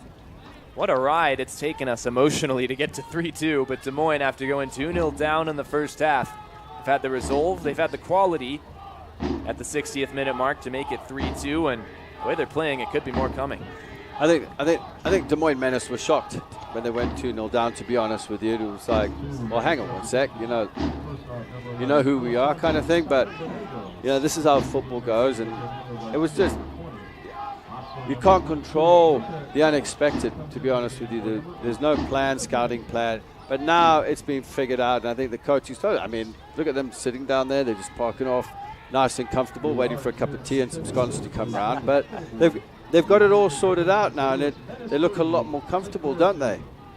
Yeah, they do, and I think they are. That's probably the drink of choice over there is tea. There are two England natives on that bench. Adam Kay assisting Dean Johnson. Good old Five Roses. Here we go. Here's Corey Cupid on the ball for the Menace. Doing some nice shielding. He's got two players to deal with, and he'll learn a foul for his troubles. Get a free kick, man. That's really good shielding of the ball. Corey Cupid actually did very, very well there. There were no options for him. He had three players around him, and all he did was draw the foul. That's very smart, intelligent playing. Yeah, does a really good job that time, and I don't think he's gotten enough credit for how many great crosses he's put in. Very deserving of that assist on the third goal, because he had a few of those in-swingers that were tantalizing. Finally gets an assist on one. Just like chomping at the bit, and eventually he's on the end of it. But he's put in some work here. He's done really well. Fresh legs come into the game. And speaking of fresh legs, Salvadego gets a touch, plays it to Kingford, and now on the right side, a shot from Kraft, and it's saved nicely by Sanders. That was a tough angle to score from, but Kraft nearly made it happen. But again, what a ball that was played in, I believe, by Goldthorpe. And Riley Kraft didn't quite get a hold of the ball. If you have a look at his touch, if we get the replay, if you have a look at his touch, it just eluded him to the right-hand side, and he had to readjust to get his body around the ball. Well, no time for a repetition or a replay, as Kraft will send in a cross, top of the box, dealt with in the immediate sense. But Malik Smith is now gonna, well, that was Corey Cupid who played it back for Connor Langen. And now right side, that's Fiorini. Now Kraft, he'll cross this one in. Another great ball, and Sanders had to be alert to it. Finds it on the far post, and that's textbook goalkeeping. Well, the Menace is certainly now enjoying this passage of play. Keeping the ball, threatening the goal mouth of St. Croix. But still, they just can't get complacent. They've got to stay focused. They've seemed to control everything now, the longer ball that's played in. They've taken care of VAR at this point as they look wide. Good idea from Goldthorpe to try and play in the run of Gianluca Fiorini, but a little bit too much on that one. It'll trickle over the goal line for a goal kick. 64th minute, Justin Forster joining myself, Danny Kitula, for commentary. USL League 2 action on CISN. 3-2 the advantage for Des Moines Menace over St. Croix SC. Prada for St. Croix went in to receive that ball. He still wants to get on the ball, but he took that knock earlier, and you can see by the way he's running. He's not running as he normally does. I wonder if this is going to be the moment they need to make that change. He is a quality player, and I know they want to keep him in, but they might want to look at a change. Well, if you look at midfielders that they could call upon, there's Clemente Arcuch Puig from Santiago, Chile, plays for St. Olaf, the Ols over there. He's the only midfielder who they can call on, at least listed on the roster. You do have a defender in Devin DeGrotto, Logan Huber, and Jacob Denzeo on the Youth Academy. 16 years old. He could make a debut in USL League 2. Any of those guys probably fit to replace Prater if they deem that move necessary. Here's Kraft. He's playing pretty far back right now. He'll play it to Langen up the line. This is a good cutback now, trying to find Fiorini, but it didn't pan out. And now we'll see a free kick.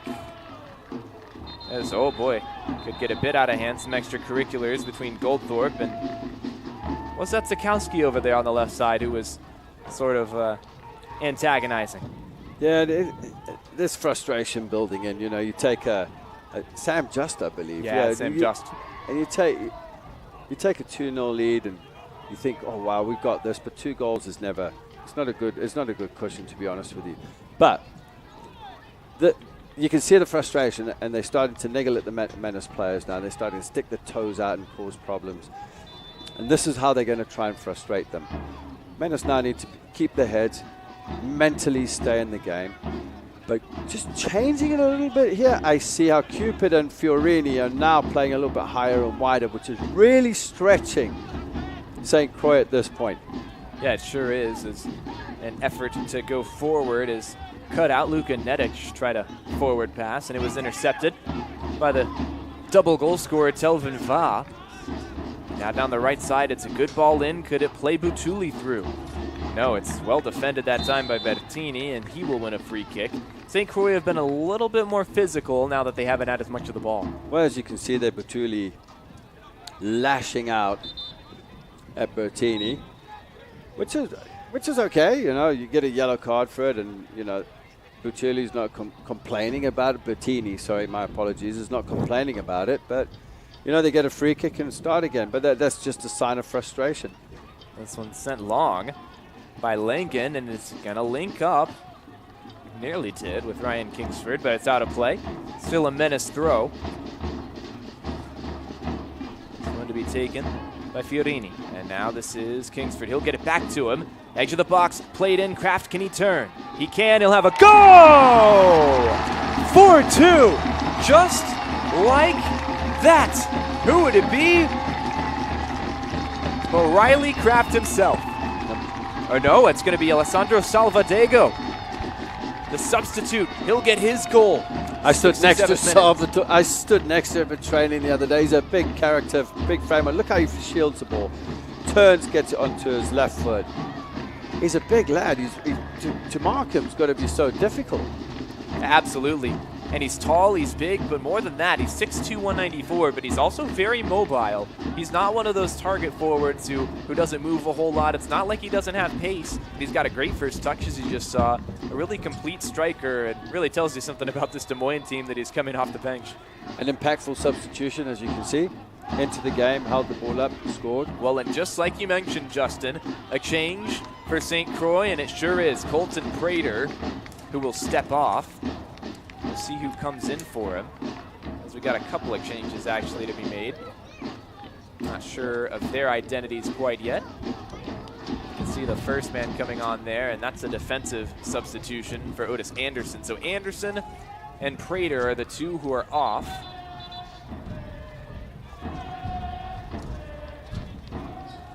And we'll let you know who's come on when we can.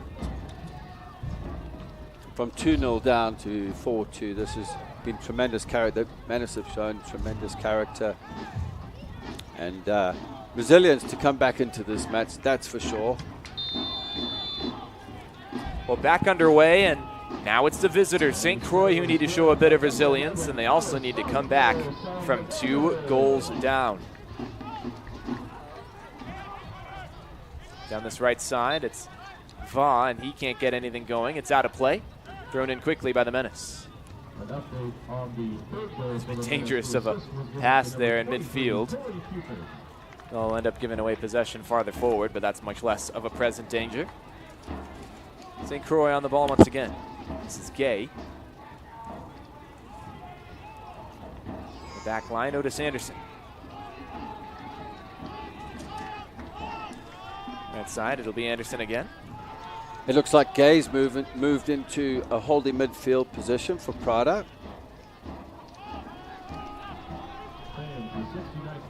Meantime, it's Ethan Anderson on the ball. He'll play it out left.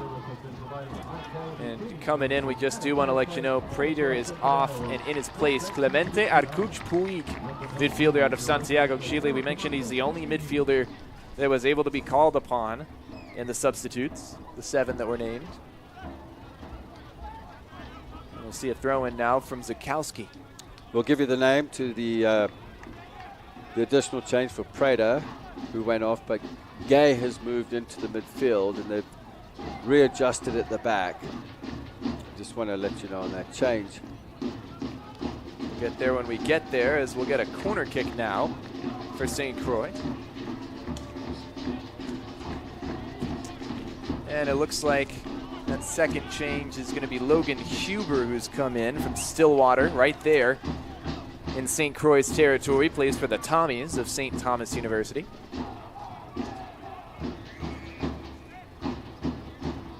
So Huber and Arcuch Puig, they're the 2 who have come on. As the corner comes in, that's dangerous, but headed away outside the box, still a danger. And this one will be crossed in. Huber, it's a good idea, headed back out. Nice work by Malik Smith that time, and headed back into the fray. But this time, a foul, and so a free kick for the Menace. And we do have the 16-year-old defender from the Youth Academy. Looks like he'll play outside back. That's Jacob Denzeo, also from Stillwater. Goes to Hill Murray School. Plays for the Pioneers there. A lot of these players we talk about being college graduates. Denzeo, only a sophomore at Hill Murray. And that's a high school. See this one played in now by Betroni. Salvadego gets a touch, and it nearly found Kingsford. Which means you lose high school eligibility, I believe, within the rules. Well, down this left side, it's a chance for Salvadego. Can he create something else? Already scored a goal. A couple of touches in the area. Nice turn by Kingsford, but the spin amounts to nothing. It'll be a throw-in by the corner flag for the Menace. Just out of your screen there.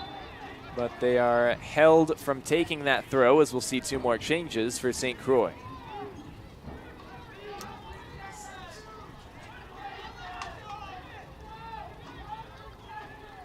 I'll let you know those in a moment. In the meantime, Corey Cupid set to take the throw. So Jose Butuli, he came on at halftime and being subbed off as well. So a change there. That's the one we know about. We're not sure yet who's replaced him. We have a second substitution as well. We'll let you know of any of those details when we can. Cupid takes the throw-in. One back by Gay for St. Croix. He'll continue forward as Asher Azuzu is the man who's come in, the striker from Apple Valley, Minnesota. He's the other guy off the Youth Academy, 17 years old. Also in high school, plays for Eastview, the Lightning. Right side, here's Va. We know he's dangerous. They touched him last, so a throw in for Corey Cupid, who does a good job creating just enough pressure to throw Va off. Man, he is a prowling lion, though. He always wants to find himself in goal-scoring position. You see the pressure from him, and now Gay, who has been moved from center back, is in a very advanced role. And speaking of advanced roles, and a little bit too advanced of a position, it was Salvadego that time. Salvadego went too early. The ball would have been into Fiorini. Fiorini was running onto it. That would have been the better option. Salvadego should have stayed out of it, to be honest with you. Salvadego is a Central Methodist Eagle in college play. Played with Pegaso University as well. He's from Belluno.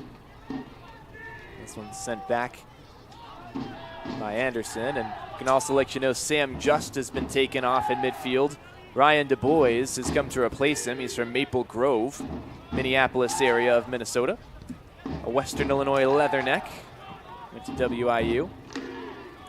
Now across midfield. Here they come, getting forward, and St. Croix caught out that time. Put back by the Menace. Fiorini plays Salvadego in his own half. And that's Langen. Sends it up. It's a good idea for a flicked ball, and can it stay in play? Yes, it can. Fiorini. Fiorini continuing to run up the right. He'll cross this one in, looking for Kingford. He was the only man in the area, but cleared away. 75 minutes gone, or thereabouts. We'll see a Menace change. Well, Fiorini and Cupid have had great success in the second half. More freedom on the left and right, allowing the wing backs to get forward. Looks like Eddie Speed will be coming into the game. And we'll also get Eduardo Degli Innocenti. Was hoping I'd get to say that name today. Good job on that one, mate. You did well there, didn't you? Did my best. We're going to see him enter in midfield, and looks like Eddie Speed's in as well. I think he might be replacing Gianluca Fiorini out there. He's a outside back by trade, so that's a like-for-like substitution. And if I'm not mistaken, Degli Innocenti came in for Kingsford. So that looks like more of a tactical change. Kingsford a striker. Degli Innocenti can play up there, but we'll probably see him more in midfield. So we could see something more like a 5-3-1-1, a 5-4-1. Or if you want to call it a 3-5-1-1. It looks like they've added a central midfielder to kind of hold up the park as Degli Innocenti runs down the right that time. But Kraft's still your attacking midfielder. Salvadego looks like a lone striker more or less, but we could see Degli Innocenti play a bit more forward as he's doing that. I think Speed's going to go on the far right-hand side and play the role of Fiorini. And, I mean, they've just worn them out on both sides with Cupid and Fiorini now. So I think Speed's going to offer the same on the far side and really wear them out. He is quick. He's got good technique. He's right-footed. He plays as a right back. So playing him as a wing back, it makes no difference. He likes to get forward. Yeah, he sure does. As Gay goes down under the foul of the man we were just mentioning, Eduardo Degli Innocenti from Livorno, Italy. A couple of Italians representing their country for Des Moines tonight. Quite a few countries represented as well, over 15. Degli Innocenti plays for the Iowa Western Community College Reavers. He's also played with 6 different clubs in Serie D, which is the 4th division in Italy. He's been around. He scored 4 goals from just 9 shots with Iowa Western as a freshman, so doesn't take a whole lot, but when he does come in and he does shoot, tends to be pretty effective. As Cupid will win the ball on a header. Try to chest it down, and instead it's won back by St. Croix on the right wing. Menace are holding their shape really well. Waiting for St. Croix to step in, deliver the ball, making it really, really difficult for them now. Des Moines Menace are in control of the game now. They've come back in. I did say 4 goals. I was right. I don't know where the 2 came from, to be honest with you. But it was a shock to the system for the Menace. They've clawed their way back into this game. Total control. Now they're playing like the champions they were. Yeah, and I think that's really the mark of a champion. It's not necessarily pure skill or pure quality, which obviously the Menace have in spades, but it is that ability when you go down 2 goals early on, you lose the momentum, you lose kind of the feeling of confidence in the team. You find a way to come back. They were fortunate to get the penalty so quickly, but ever since then, they've really had the mentality of a championship team. This one's sent out wide. Langen is going to find, I believe, Degli Innocenti out there, and no, actually, that looks like, is that Eddie Speed out there? Eddie Speed, yep. So that'll result in a corner. Nice introduction from Speed. If you're wondering, he's the son of Gary Speed, a former Premier League player and the manager of Wales. Speed's also a DJ in his spare time, if being a quality footballer wasn't enough. Eddie Speed's a part-time DJ. He didn't tell me that on Thursday morning when I was talking to him after training. Well, he must be a bit shy about it. I think he was actually doing a bit of DJing in the locker room before the match started. How about this cross in? Nearly found a 5th goal for Des Moines, but it's sent out to Kraft again. He'll try another cross, this time deflected quickly. And coming the other way, this could be dangerous. Staying on his feet for now, and just now going down. That'll surely be disciplinary action that time, and that will be a yellow card as Kraft is going to try and hold this play up a bit. First yellow card for the Menace of the evening. Could totally see what was going on there. I mean, It was obviously just to slow him down. Did you see who got the clip there? I wasn't No, sure I yet. didn't quite. I was going to see if we could get another look at that, as here's a nice move from Va, but it's cut out. Going the other direction. How about this ball? We'll wait on the replay. As down this left side is Salvadego. Salvadego has space. Can he beat the keeper from an impossible angle? You cannot make this up. 5-2 Menace. Where is that 2-0 deficit now? Salvadego coming into the game, scoring 2 goals. But what great technique on this. Look at this. Ball played in behind. What a fantastic ball. Salvadego just runs onto it. Nice and easy. Carries it into the box. A little dink over Sanders. And off he goes and thank you very much. I'll just go back there for a quick drink of water or something. Maybe a pint, but who knows.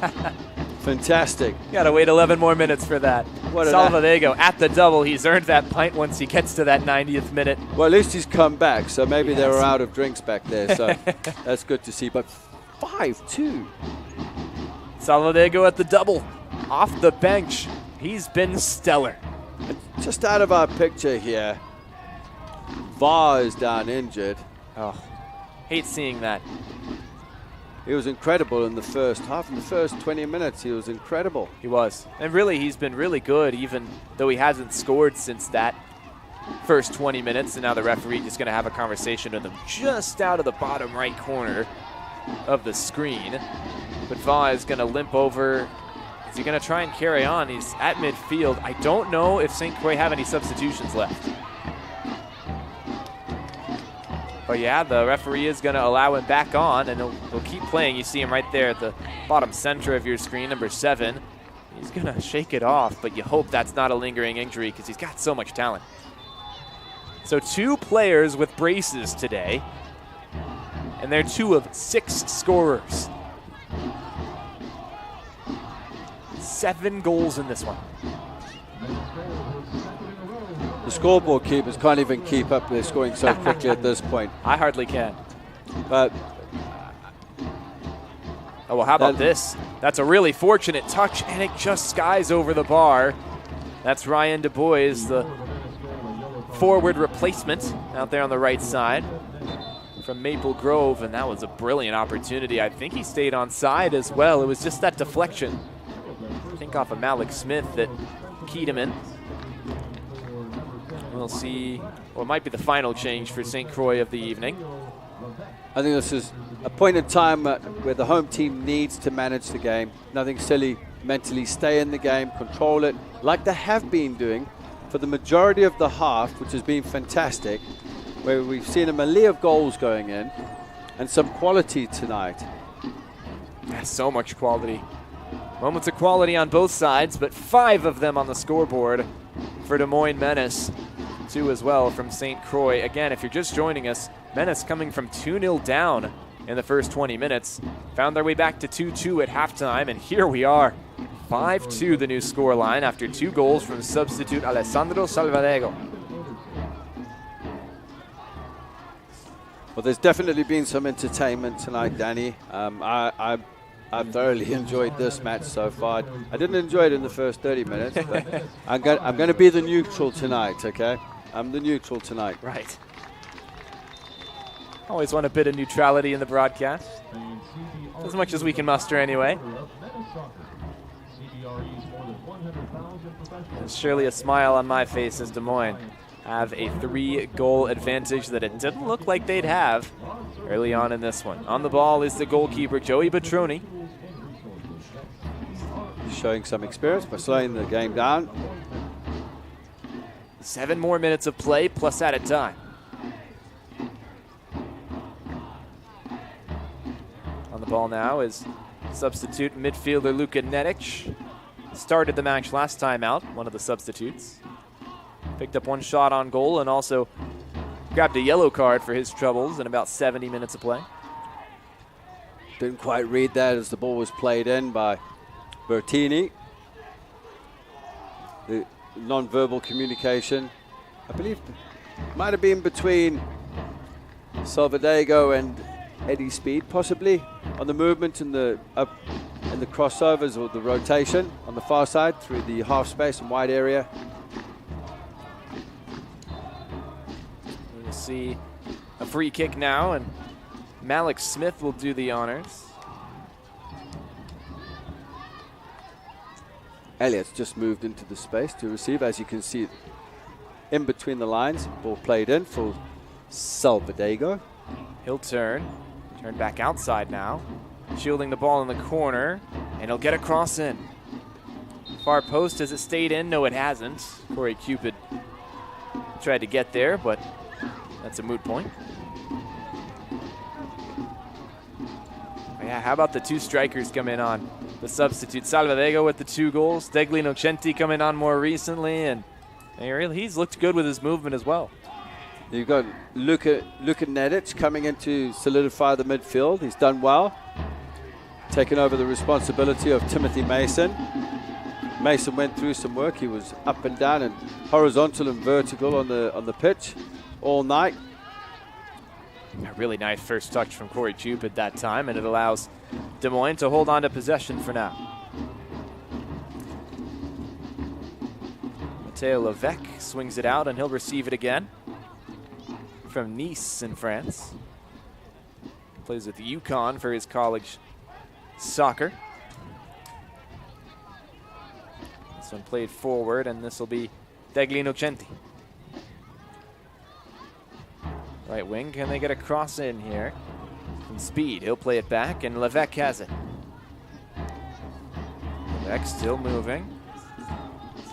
And now... They just need to keep the ball now, to be honest with you, Danny. Keep the ball, keep it shifting, keep shifting St. Croix from left to right. Then when the opportunity arises, take it. But be patient, just keep the ball for these minutes. That's the plan. Sent out to the right side. Do want to let you know a couple of changes in midfield that we haven't let you know about yet. Carlos Santamaria is in from Denton, Texas. Matteo Levesque also in midfield. He's a more defensive option. Plays as a center back primarily. I mentioned he's from UConn. He was named the Big East Freshman of the Year there last season. He was also with F91 Dudelange of Luxembourg when they won their first ever Europa League match.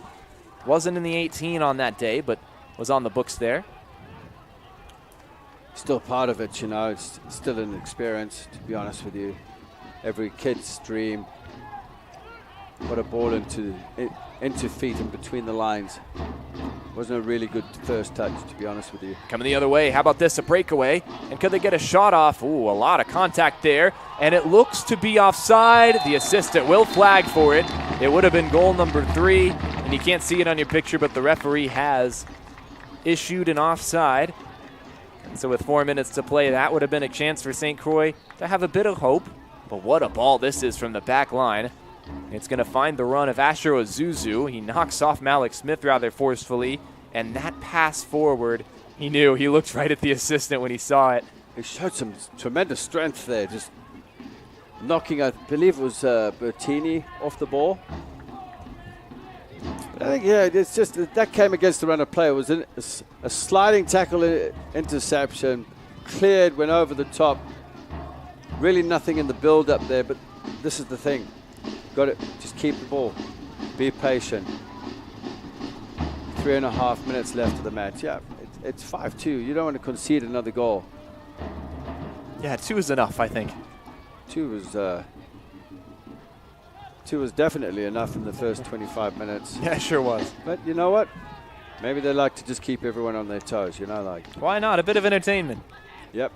And plenty of fans that have come out to Valley Stadium. It wasn't bad at the minute, Yeah, that's right. Here it comes back. An opportunity maybe for Levesque. He'll play it to the top of the box. What an incredible reaction save from Wesley Sanders to deny Salvadego the hat trick.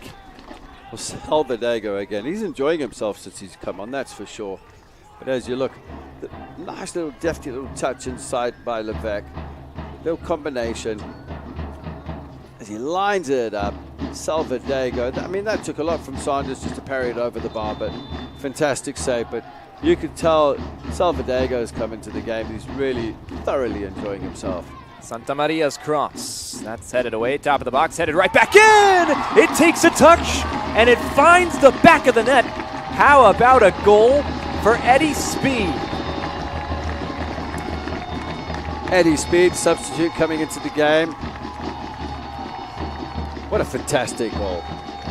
That's a beautiful hit, and it's going to be overshadowed a bit by some incredible goals earlier today. But what a great ball in from Santa Maria, the midfielder out of Denton, Texas. And the rest. As it just nodded out. And there you have it. What a fantastic goal there by Eddie Speed. He's loving it. Absolutely loving it. I was talking to him on Thursday. I said, is your mom going to be up watching the game? He goes, no, it's going to be a little bit early, you know, in the morning in the UK. But I tell you what, that's something she'll be proud of. Well, I hope she watches until the 90th minute because that's how long she's had to wait. But Eddie Speed has his goal. 5'10" fullback out of Chester, England, playing for UMass Lowell. He has the 6th goal of the evening. Gary Speed's son making his own name here in Des Moines. And how about that? The header from so far out. So much power behind that headed ball. And it's very worthy of a goal. Salvadego. It looks like the Menace are really enjoying themselves now after a nervy start. I had this feeling they were going to get back into the game. But it took them a while, but it's now opened up. There'll be other organizations now looking at the results. And this result is final. 6-2. Hope that's enough goals for you. Des Moines comes from 2 goals down off the brink. After 20 minutes of despair, 70 minutes of glory. 6-2 the final at Valley Stadium. And it's a very deserved win, especially for that second half performance. So many fantastic players, so many fantastic moments. Justin, could you possibly pick one out? Oh wait, I think we could. I would say Garcia. It would have to be, wouldn't it? The side-on scissor kick into the top of the net. That was unbelievable. We might not see anything that great in this league all season long.